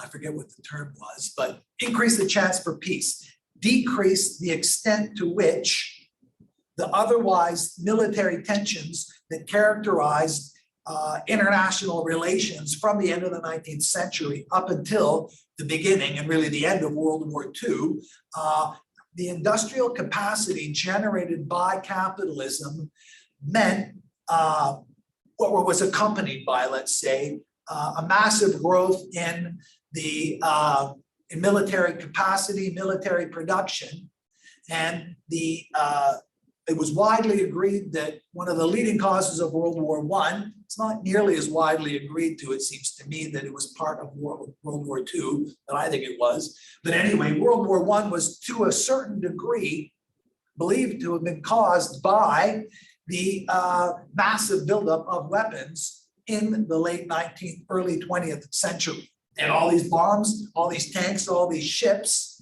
and what else could they do but blow that shit up? And that happened. And so it wasn't, I mean, so the rapid and increasingly rapid productive capacity that characterized capitalist economies didn't just produce capacity to produce domestic and industrial material and goods. It also resulted in the rapid production, rapid development of military technology. And that rapid military technology, absent efficient and effective international institutions, it was believed led directly to World War I and indirectly to World War II. And so coming out of World War II, there was a widespread belief, eventually endorsed by the Soviet Union and China, the communist opponents of the West in the Cold War, that properly operating international institutions could be what was a central important vehicle to maintain peace in a nuclear world. And so in part, at least rhetorically, I think to a very legitimate, sincere degree, understanding the irreversible consequences of generalized nuclear war, the countries involved directly and the countries involved peripherally all agreed that to the degree that nuclear war is unacceptable, not just morally, but in much more immediately practical terms, gave to these international institutions, the United Nations, UNESCO, the International Labor Organization, and eventually the international trade organizations, the World Bank and the International Monetary Fund. It gave to them a global a worldwide mandate to increase cooperation and to maintain stability, economic stability, partly in order to increase the chance of having social stability around the world.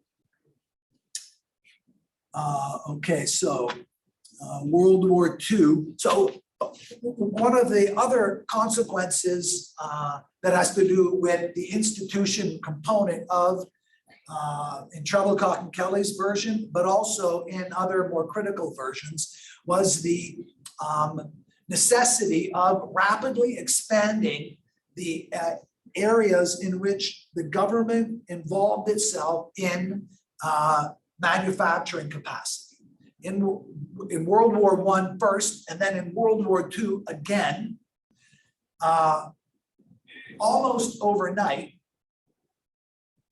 the national economies of the countries most directly involved in the military conflict had to transform their economy from a peacetime, largely commodity-oriented production, right?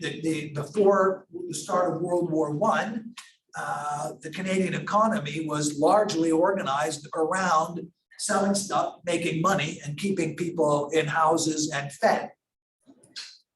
As a result of Canada's participation in World War I, we had to reorganize our economy to a very great degree in order to be able to supply to the Allied forces the goods that they needed to be able to carry out the war. And that meant taking over the planning functions that the marketplace had provided to the capitalist economy. The marketplace is a kind of spontaneous, unmanaged way of having a seller and a buyer meet.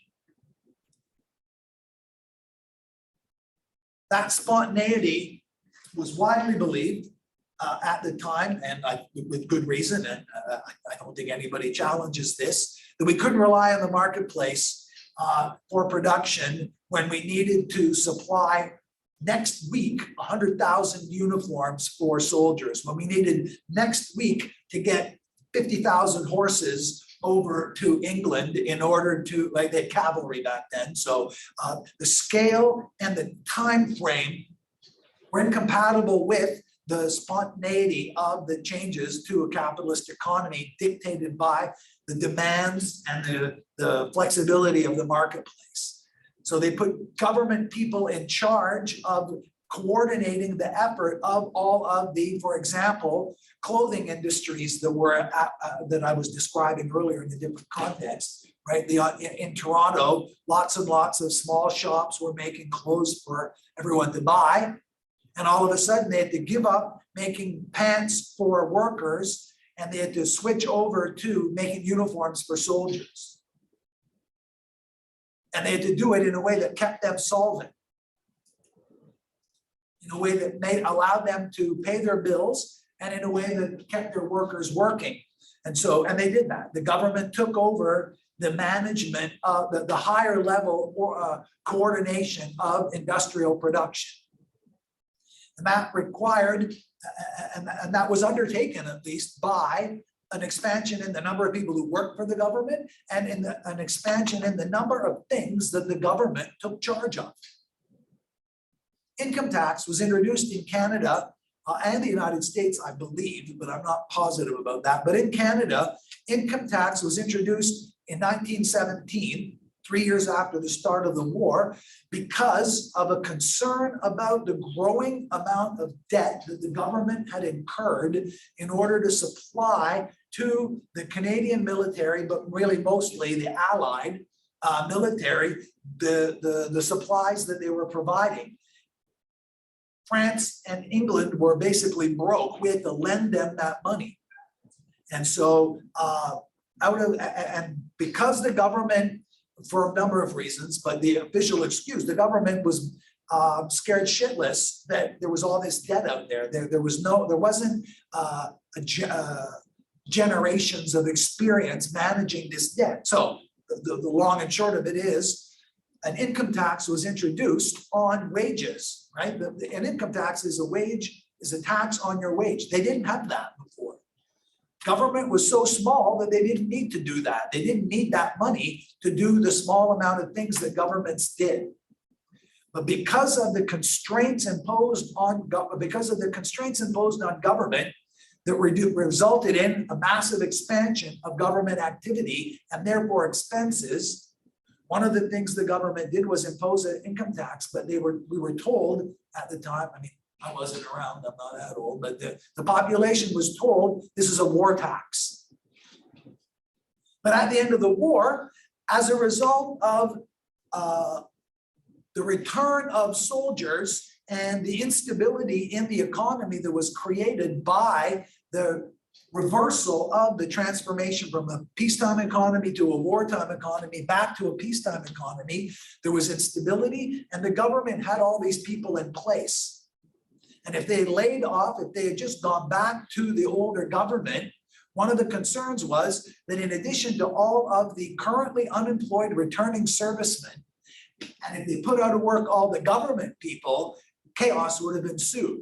So the government stayed big and the revenues required to operate that big government stayed in place, and we're still paying income tax. I think it's a good thing. My own view on this is, but so we have the expansion of government and the expansion of the role of the government, two sides of the same coin, date back to World War I, and in World War II to an even greater degree because of the ongoing expansion of the military, the industrial nature of military equipment. It wasn't horses anymore, it was jeeps and tanks and well, not yet jets, that's only near the end of the World War, but airplanes and battleships and weapons and all and radios and technology. The technological difference between what was going on in World War I and World War II is quite significant from an industrial production point of view. And so many of the same factors that resulted in an expansion of government activity to meet the demands of fighting World War I were again present in World War II. And so the government expands and we have the welfare state follows soon after, where the government increasingly takes on and acknowledges, and society comes to expect and largely accept of government that it has that role and that it has the responsibility for that role.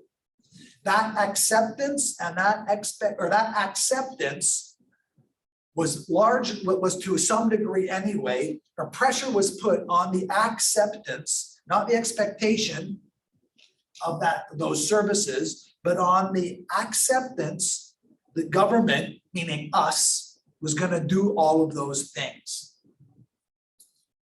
Okay, so just.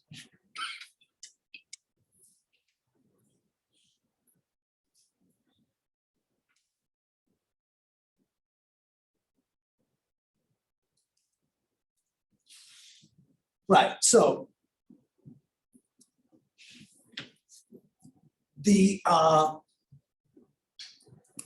so World War I ends on August 9th or August 10th, maybe August 11th.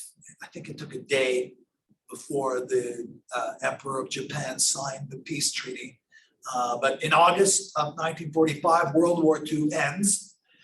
And by 1947, Canada, along with many other, I think almost all the industrialized nations, signed the General Agreement on Trade, Tariffs and Trade. The economic theory of liberalization was already fairly well developed.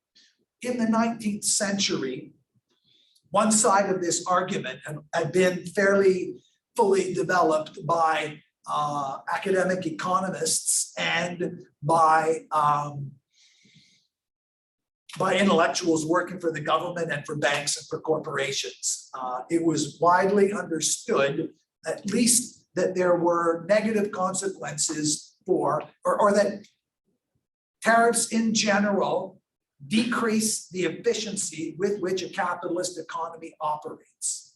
and that under many, many circumstances, the necessary consequence of tariffs in the short and medium term at least is to raise prices in a way that doesn't produce value for the economy. Tariffs are an artificial constraint. Government-imposed tariffs are an artificial constraint on the free operation of the free market. And for that reason, and with the expectation of achieving the benefits that that theoretical approach held open, Canada and most of the other industrialized countries agree in principle to the General Agreement on Tariffs and Trade. And in part, it was an extension of the creation of an international organization the members of the General Agreement on Tariffs and Trades agree among themselves to participate in this act of governmental restraint. And the logic only works if my government does it, so that if I'm the prime minister and you're the prime minister and you're the prime minister or of each of our countries, you're the president of the US and you're the president of France and I'm the prime minister of Canada, we all claim to agree that what we want is to stabilize our societies. We want to increase the standard of living of the people who live in our country. So we want our economies to work as efficiently as we can. So I agree not to impose tariffs on the goods that we buy from your country, and you agree not to impose tariffs on the goods you buy from our country. And the three of us agree this way. And once that's implemented, prices go down. Typically, anyway, prices go down insofar as the supply chains that have been impacted by those tariff reductions see an implementation of those tariff reductions. And successive rounds of negotiation, the countervailing problem, right, was that, so in Canada, the existence of a clothing industry in Toronto and a clothing industry in Montreal was widely believed, and again, I think it's clear that everyone was right to believe this, that by the beginning of the 20th century, the clothing industry in Canada was an artificial creation of the government. Tariffs kept those jobs alive, absent, so that if we could import clothing, fabric and clothing from Southern United States where wages were much lower, and even when you added the cost of shipping to take it from New Orleans to Toronto, it would still be less expensive at the store for the consumer to buy a pair of pants made down there compared to a pair of pants made in Toronto. So the government just put a tariff at the border, and when the pants came in order to get them in the country, you had to add a certain amount of cost so that it would make sense to keep those factories open. And part of the reason for that was if you put those workers out of business, they're going to riot, or they're going to vote for a different party, or they're going to be unhappy. And there's enough workers in that trade that the government believed that it was in their interest to stay in power, but also believed that it was in the national interest to maintain in existence that industry. And so it's a difficult decision. You have to tell the people in Toronto, the people who work in Toronto in that industry, that they're going to lose their jobs.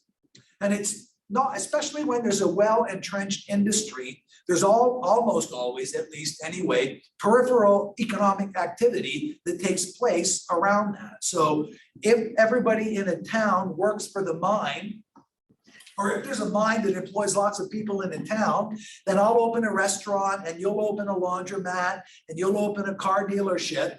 And our livings depend on all of those miners having their job in the mine. If the mine disappears, no one's eating in my restaurant, no one's buying cars from your car lot, no one's doing whatever I said, you laundromat. I don't know why you got to be the laundromat. So, right, we're out of luck.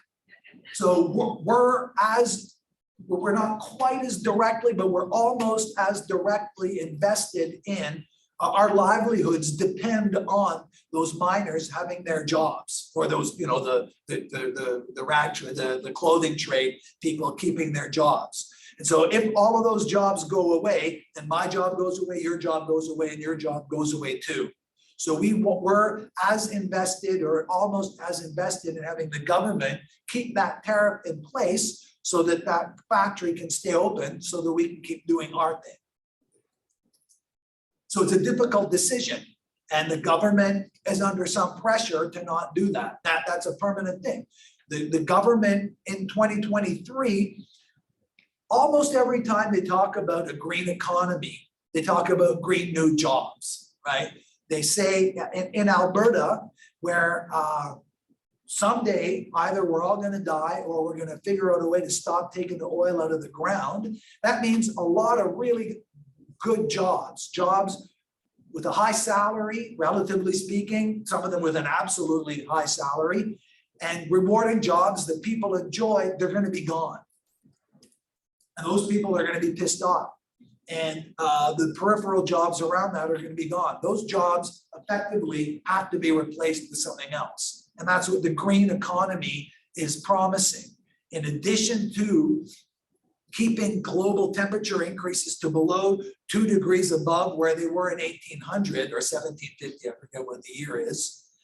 In addition to reducing greenhouse gas emissions, it's also going to produce a new wave of jobs that are going to generate the technology that will allow us to maintain our current standard of living while at the same time lowering greenhouse gas emissions. That's the promise of a green economy. And the reason the government makes that claim is because they understand that most people depend on their jobs to be able to pay for groceries this week and next week. And if we don't have our jobs, we're in deep trouble. Our livelihoods depend on our jobs. If our jobs go away, most of us are in deep trouble. Few people, they just have to reach into the bank, take out a bit of gold, and they're fine. But the rest of us, we need a job.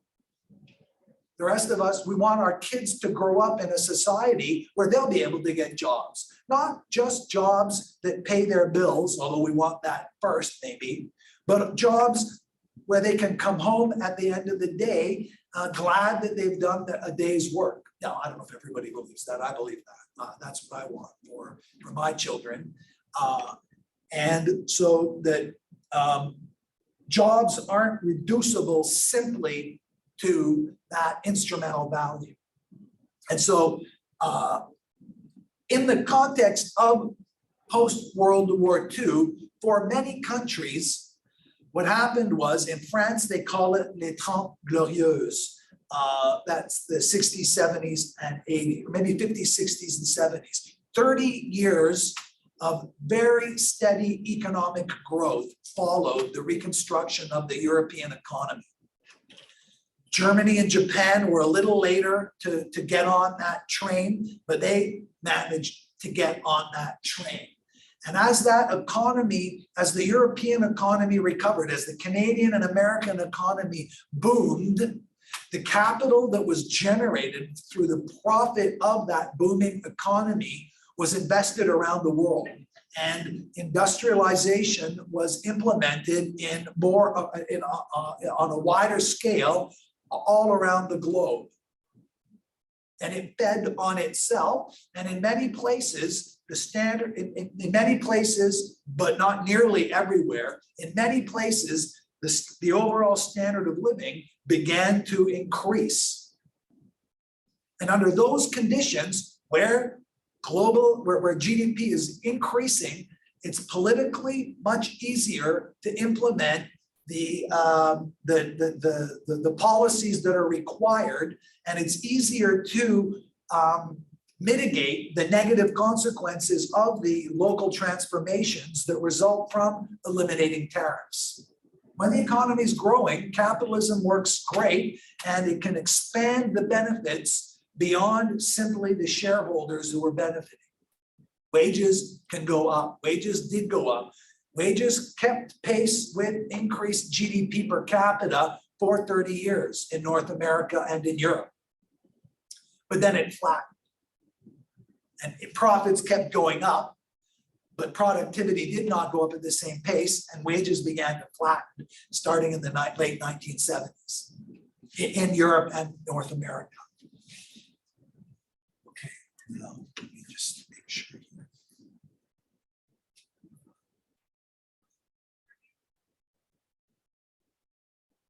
Now in Canada, as we got accustomed to our growing economy, and as we began to, after World War II, America becomes the global superpower, and our economic connection to the Canadian economy becomes remains. So during World War II, Canadian and US economies came to be very, very closely intertwined for the production of war material shipped over to Europe.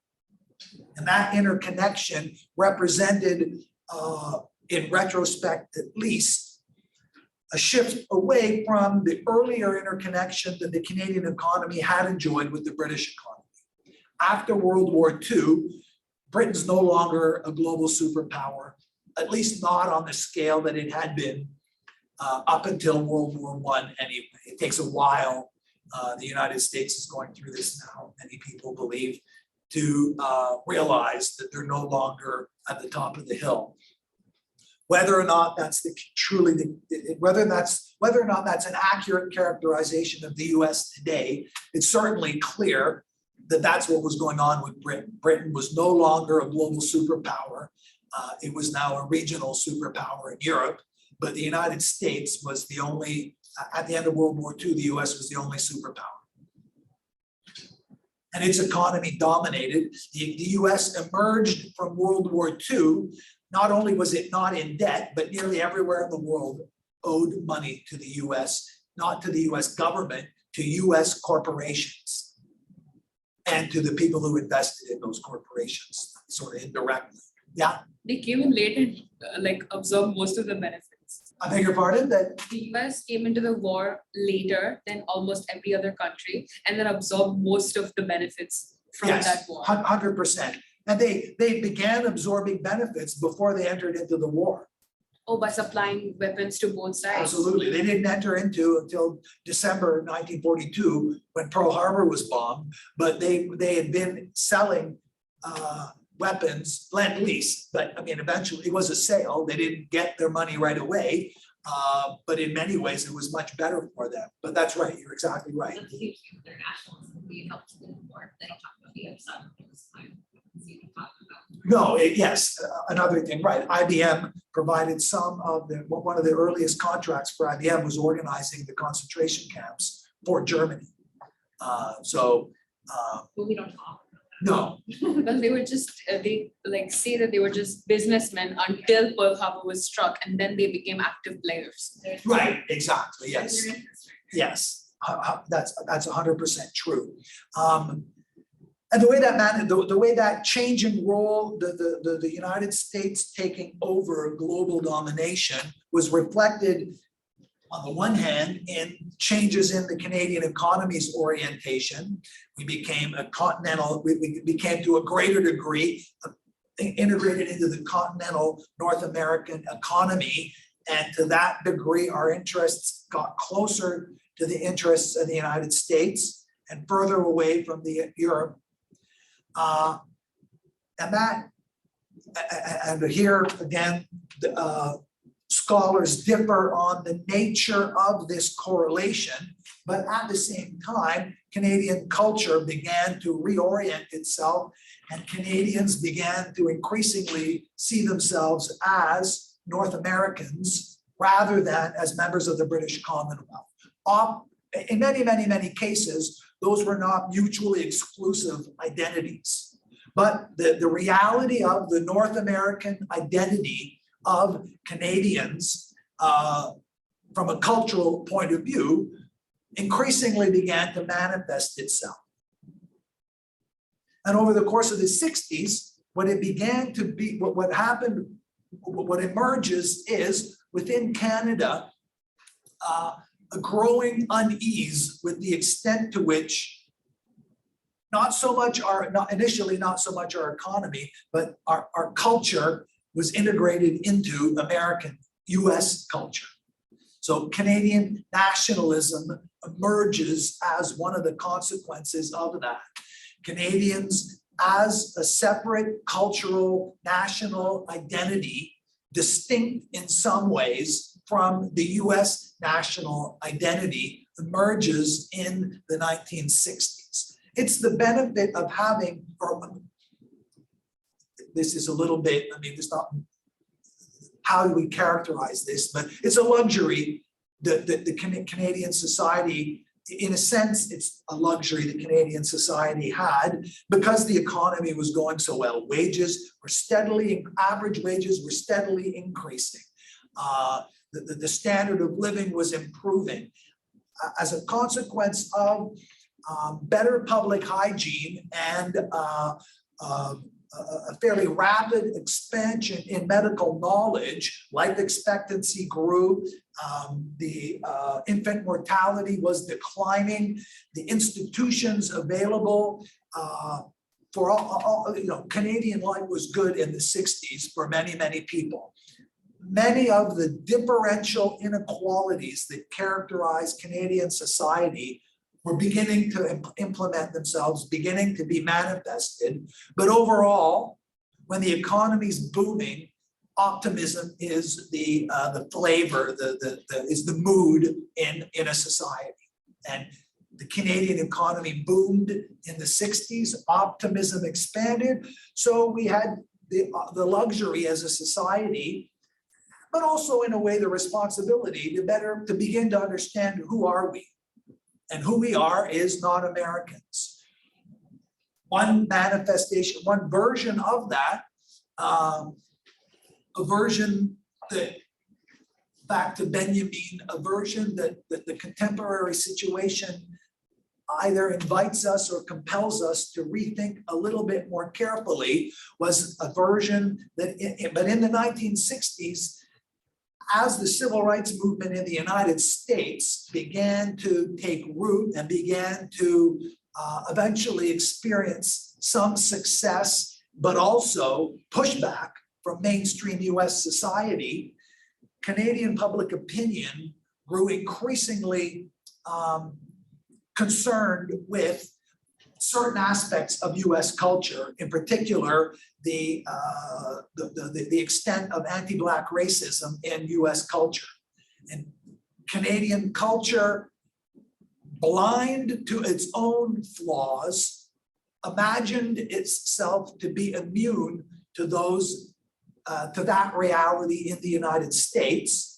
And one component of the emerging Canadian national self-consciousness was that we're not like that in the United States. We don't sick dogs on school children who are just trying to go to school the way in Little Rock, Arkansas, when I forget the name of the high school. There's a good chance it's Little Rock, Arkansas High School, but it might be something else, where that first school was integrated. The state troopers and the local sheriffs had dogs, and they tried to keep the 7 Black children from going to school that day. And the US had to send the National Army in order to protect those children from state level soldiers and the sheriffs and so on. And that this was on the news, and Canadians were shocked. We ignored the plight, of course, we were unaware of, really. We enjoyed the luxury of our own ignorance about the plight of Indigenous people in Canada living in dire poverty on reservations, where our government legally found them, practically imprisoned them. We were unaware of all of that. We allowed ourselves to be unaware, and we remained unaware of that. But there were, I think, significant differences between Canadian society and American When society. did that happen? Which part? The school children and then I think 1957 was when Little Rock, Arkansas. that was during segregation. Yes, yeah. It wasn't until the 1960s. It wasn't until really the most significant piece of legislation was when Lyndon B. Johnson passed the Civil Rights Act that and one of the most significant, well, one of the most widely discussed anyway, as most significant. I don't know enough about this to be really sure, but one of the consequences of the Civil Rights Act in 1964, maybe 66, was that it reversed all kinds of rules and laws that effectively prevented Black people from voting, especially in southern states. And as soon as they were able to vote, they were able to elect, either directly elect Black candidates or at least stop electing white supremacist candidates. And so that quickly enough resulted in the reversal of a number of hideous negative consequences for African Americans at the level of employment, at the level of education, at the level of housing. And so they were able, as a result of those improvements, a Black middle class emerges, and so that was that, roughly speaking, that progression. What did children do for them to, like, I understand, I mean, it's not fair for any of them, but then they were children, like, Yeah. what can they do? But no, yeah, I agree. Like, okay, like, we're adults. They're never gonna see that way in 57. So I'll say that again, that They don't see them as children, they see them as animals or subhuman, right? So like to them, it's not the same as saying this white baby is the same as that other baby. But Like, they're and both to me, it's babies. stupid. To me and you, it's stupid. It's beyond. Como gato maru, this is the exact same thing. But then, okay, we can say that like they were mean to them or like they were inhumane to them because, okay, they're adults, but then they were children. They were like, But Yeah. just so, so to me, I mean, to paint a fuller picture, they weren't just mean to them. That was bad enough. They murdered them. They were lynchings and gang rapes, and it didn't happen a lot, but it happened way too much. And so, I beg your pardon? Exactly, and even being mean, I think fails to, I don't think that we've yet developed an accurate vocabulary to capture the directness of the consequence of that kind of bullying that's focused in that way.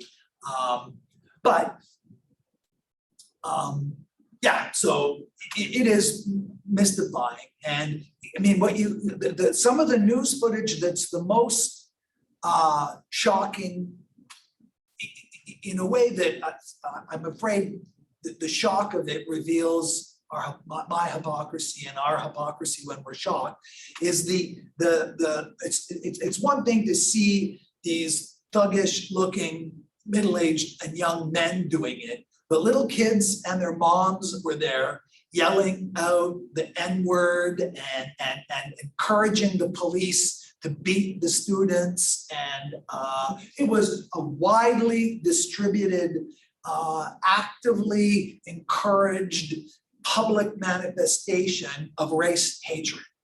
And it really is, I find it still shocking.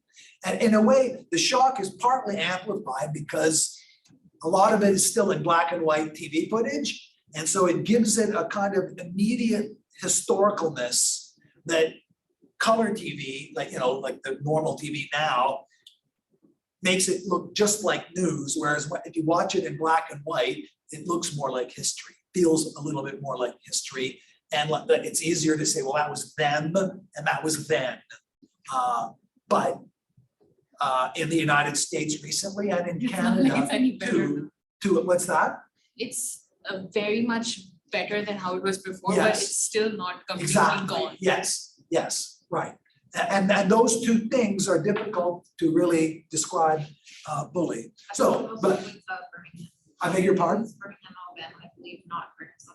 Well, in Arkansas too, they had that, but in Birmingham, definitely, that was where, yes, there were many places where police dogs were used to, and news media, the northern news media also, the northern US saw the southern US to a great degree, the way we in Canada saw all of the US. Yeah, and I'm sure urban southern US saw rural southern US in the same way, you know, like that can go on, that nesting can go on quite a ways.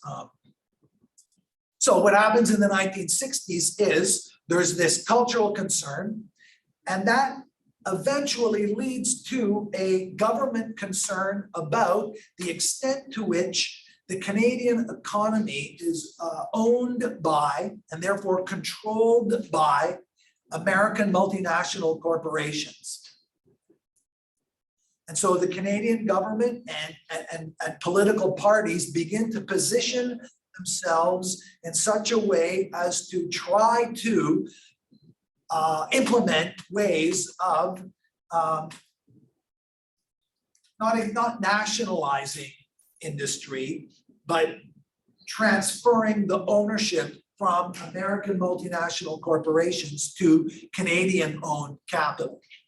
Pressure emerges, and it's that pressure that has to be, that ultimately gets resisted, gets transformed into a widespread agreement among the elites around the necessity to, in quotes, liberalize trade, that is, dismantle government regulation. Almost all forms of government regulation on the economy come to be seen as an unwarranted interference by the government on the operation of capital in organizing economic activity.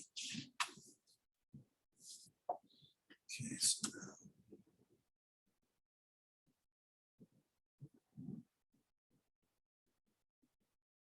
right, so a list of the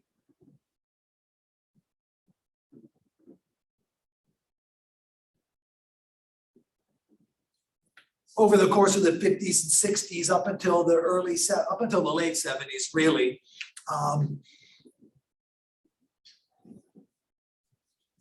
A concern, a kind of conflicted concern around the consequences of having allowed the Canadian economy to increasingly be dominated by US foreign ownership of Canadian capital assets.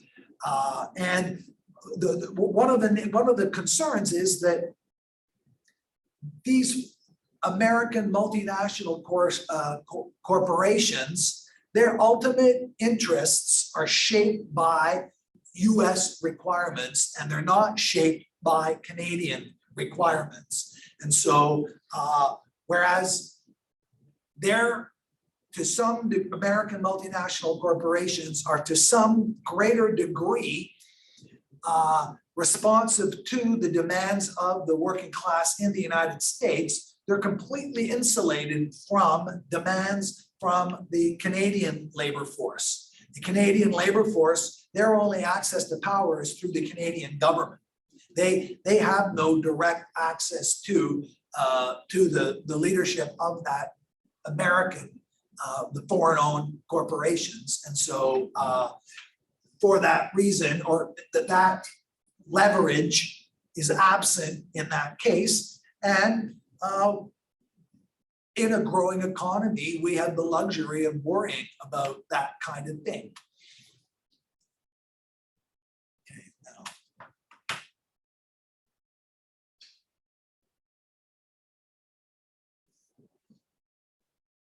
So over the course of the 70s into the 80s, the Canadian government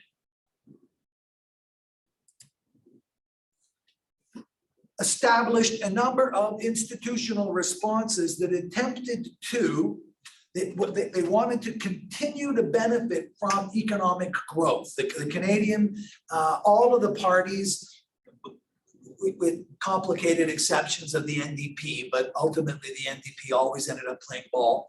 But the Liberals and the Conservatives both agreed with the fundamental proposition that a capitalist economy is the only way for Canada to enjoy the standard of living that it does. They also broadly agreed that a capitalist economy is morally required and so on. But for practical purposes, the main commitment to capitalism was articulated in practical terms, and that was standard of living, wages, and those sorts of considerations. And the only question was, how can you maximize global GDP or national GDP and keep wages growing while still maintaining control in the interests of Canada over the results? One of the reasons that Canada was vulnerable to this was the extent to which the Canadian economy was dominated by primary resources. Mining, oil, lumber drove to a great degree and continue to drive to a great degree the Canadian economy. Because we had only, relatively speaking, minor value-added industry in Canada, Ontario, and to a lesser degree, Quebec, had an industrial manufacturing sector, but overall, it did not play as large a role, and it didn't give the leverage to, it didn't produce a diversified enough economy to be able to resist the pressure from, on the one hand, international commodity prices, and on the other hand, from control by largely American-owned multinational corporations. And so the government implemented a number of strategies that tried to limit the ability of American-owned corporations to control the Canadian economy, organized partly around the growing importance of oil in the Canadian economy. And so Petro-Canada was founded. The Canadian government bought, I think it was FINA, but the Canadian government bought an existing oil company and nationalized it. I mean, they didn't run it like they would have in Cuba or something, or in Chile, but it was run as a crown corporation for a while, and they sold it. I don't remember when they sold Petro-Canada. Petro-Canada is now freely owned as a corporation. And in 1980, at the beginning of what turned out to be, or no, not really the beginning, in the middle of the energy crisis that was also, if we were going to do a course on globalization, the energy crisis might be the place to start that course. But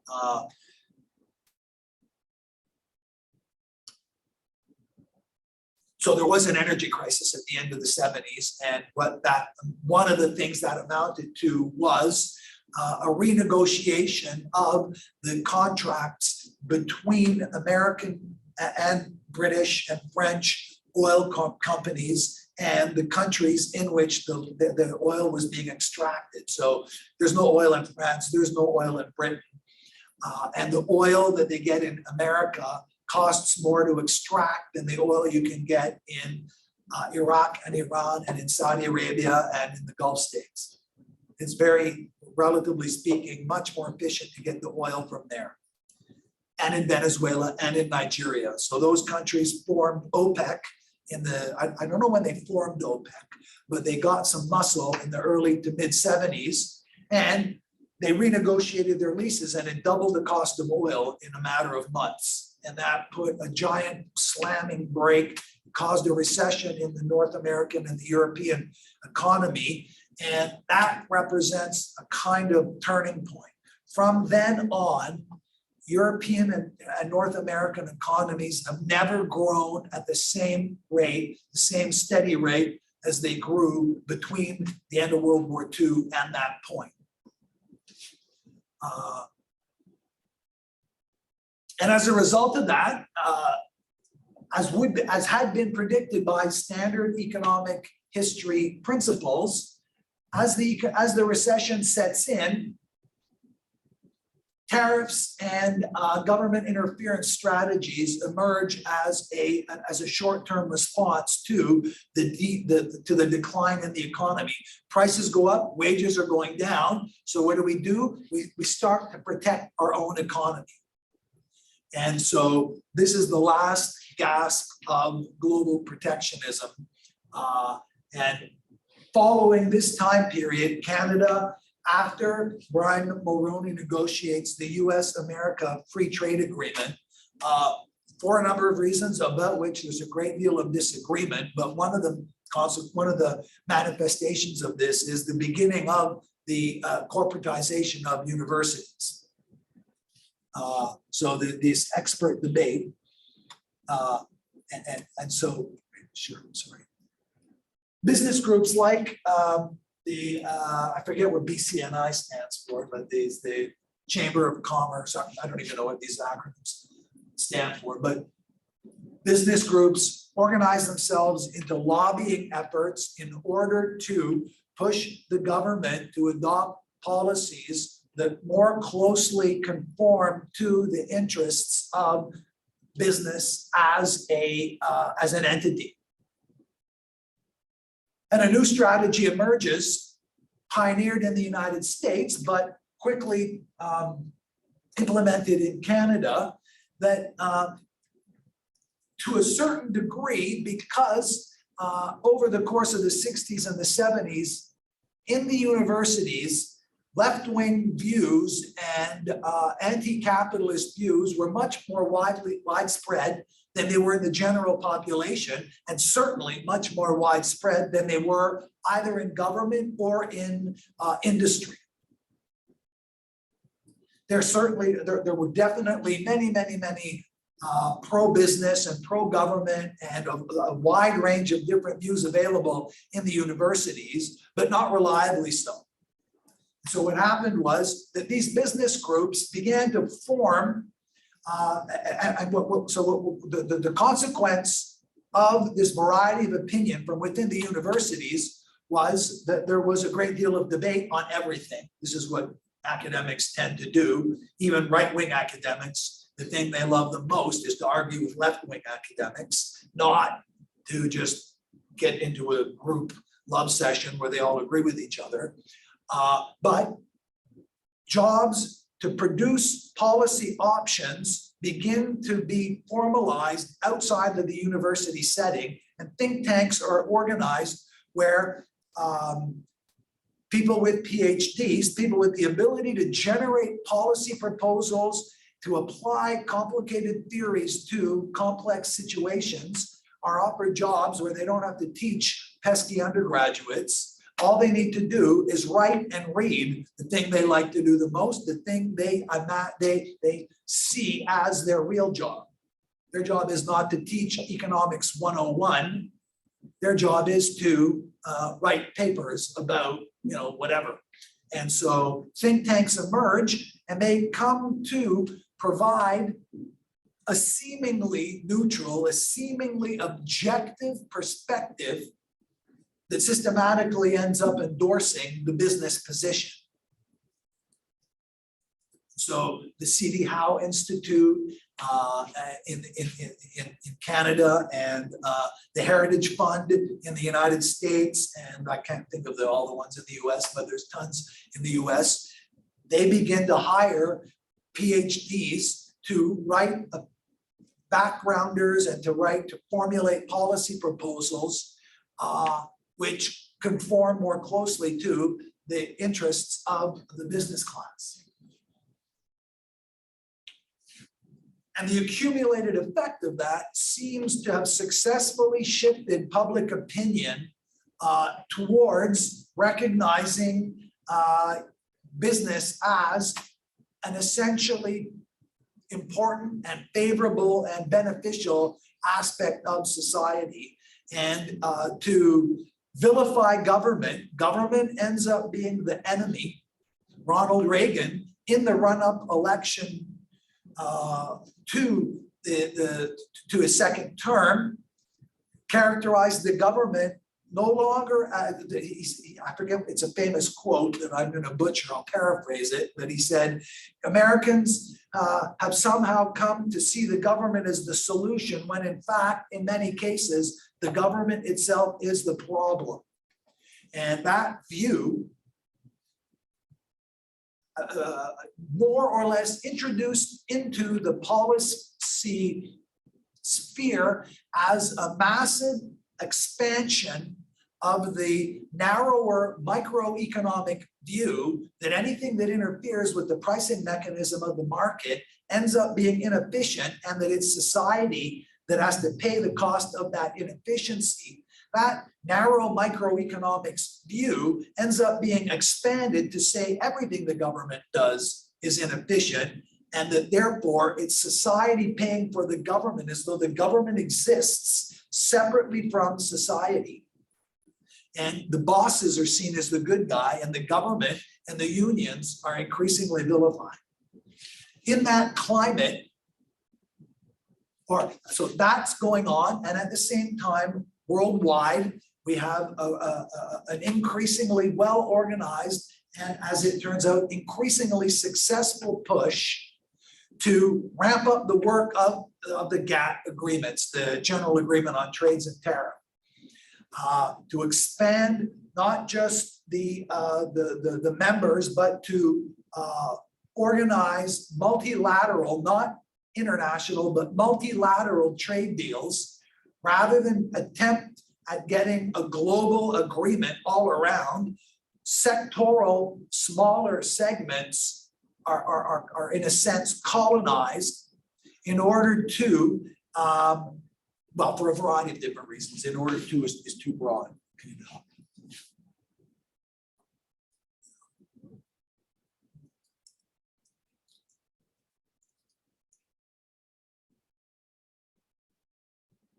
Right, and so what that leads to in Canada is first the FTA, the Free Trade Agreement, and then NAFTA, the North American Free Trade Agreement.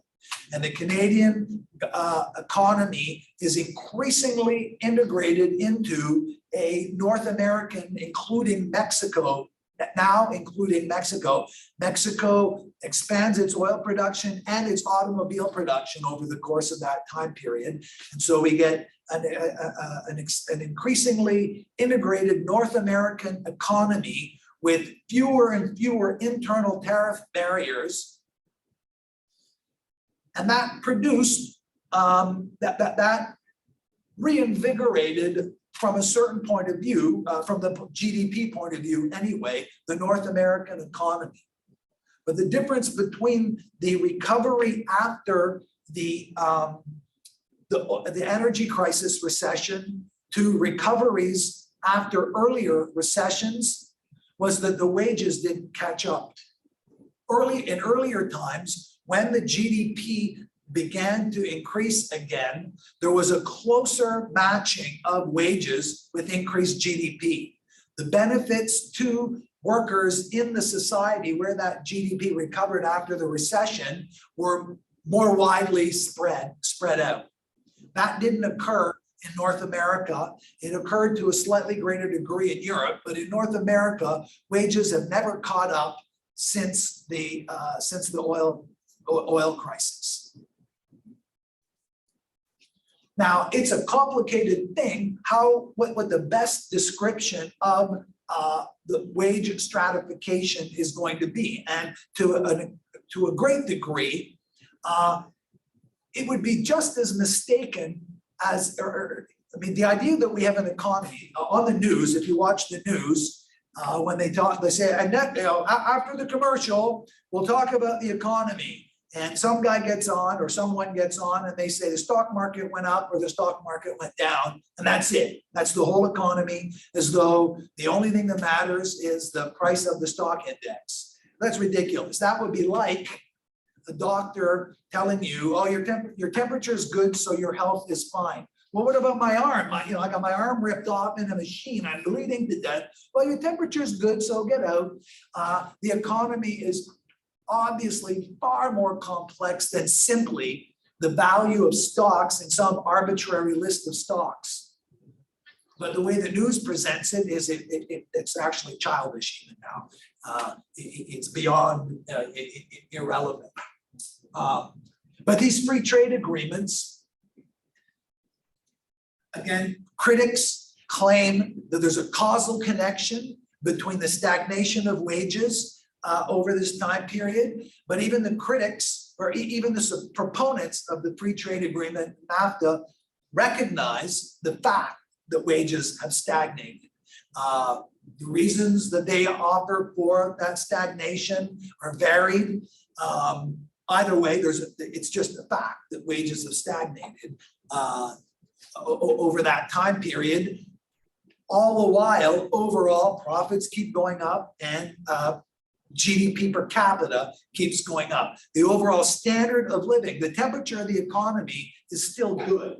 The problem is not everybody is benefiting, and increasingly the distribution of the benefits under globalization at the national level and at the global level are increasingly unequal. Now, where I wanted to go, just so you can saw.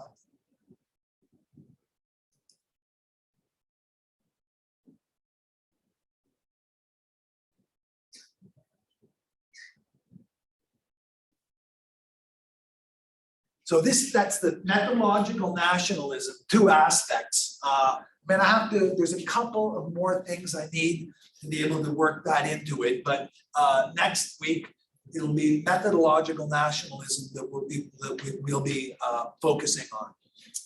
Okay, okay, so Miriam, sorry, I didn't notice that. That was 11 minutes ago.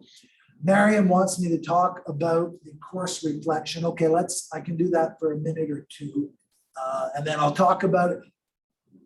I'll say a few words now, Miriam, and then I'll start with that at the beginning of the lecture next week so that you can ask questions. I'll just get out of my PowerPoint slide and I'll go to the course web page so I can open that up so that we can take a look at it together.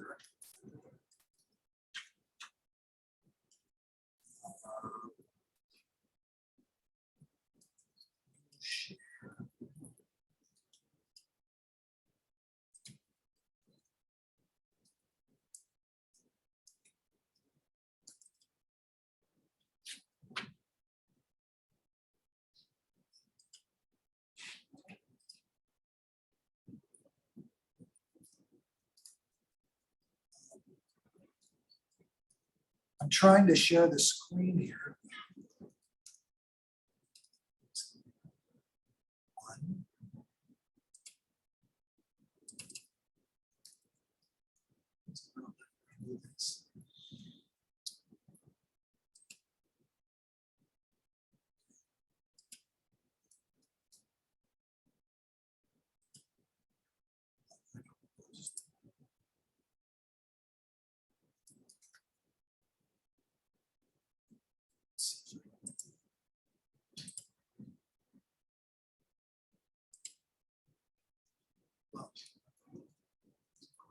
I'm sorry about this. I don't know why it won't let me. Excuse me, we can see the exactly course reflection right now. Yeah, I'm trying to get the course reflection on the screen so that we can all be talking about the same thing. You think they should be able to see it?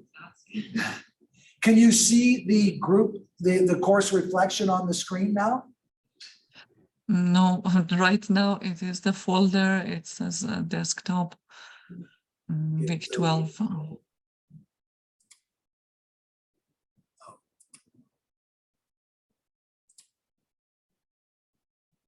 Well, Okay, right now, yes, It's there now? yes, yes. Okay, so where did it go? Course reflection. So I'll read it out. This assignment calls on you to offer a mature, reflective, and personal written account of your experience in INS 400, Canada in a global world, et cetera, et cetera. This is a new kind of assignment that that I didn't invent. Course reflections, I don't know who invented them, but I didn't make this up. And they're not done, it's typical in a humanities course and increasingly used in social science courses. I don't know if it's used in other disciplines. So it kind of goes against the grain of a certain way of doing this. But let me just read it, keep reading. So you're asked to offer a reflective and personal written account of your experience of INS 400, right? We started with belonging, and I made the point that especially in the technological situation we're in, where there's people in the room, there's people online, and there's people who are doing this asynchronously, a sense of belonging is going to be a difficult thing compared to the already challenging reality of generating a sense of belonging, even when it's just in a classroom. To describe what we do as belonging seems a little bit weird in some ways. I think that it's weirdness is part of the picture, but when there's people in the room and people online and people just watching a recording, the idea that we belong together, it isn't obvious. But that's part of what it is I want you to reflect on, part of what it is that you could possibly write about.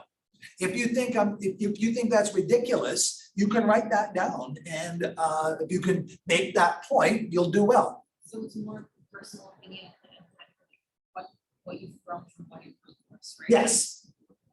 So I could talk about like my own upbringing, and I could talk about how that's transformed, or like my own identity or belonging, and see how that's transformed through it. Exactly, yes. If you see some part in your history, in your family's history that is illuminated or ignored, you know, those are opposites or intended to be largely opposites in this course, that is absolutely the kind of thing that I'm encouraging you to consider.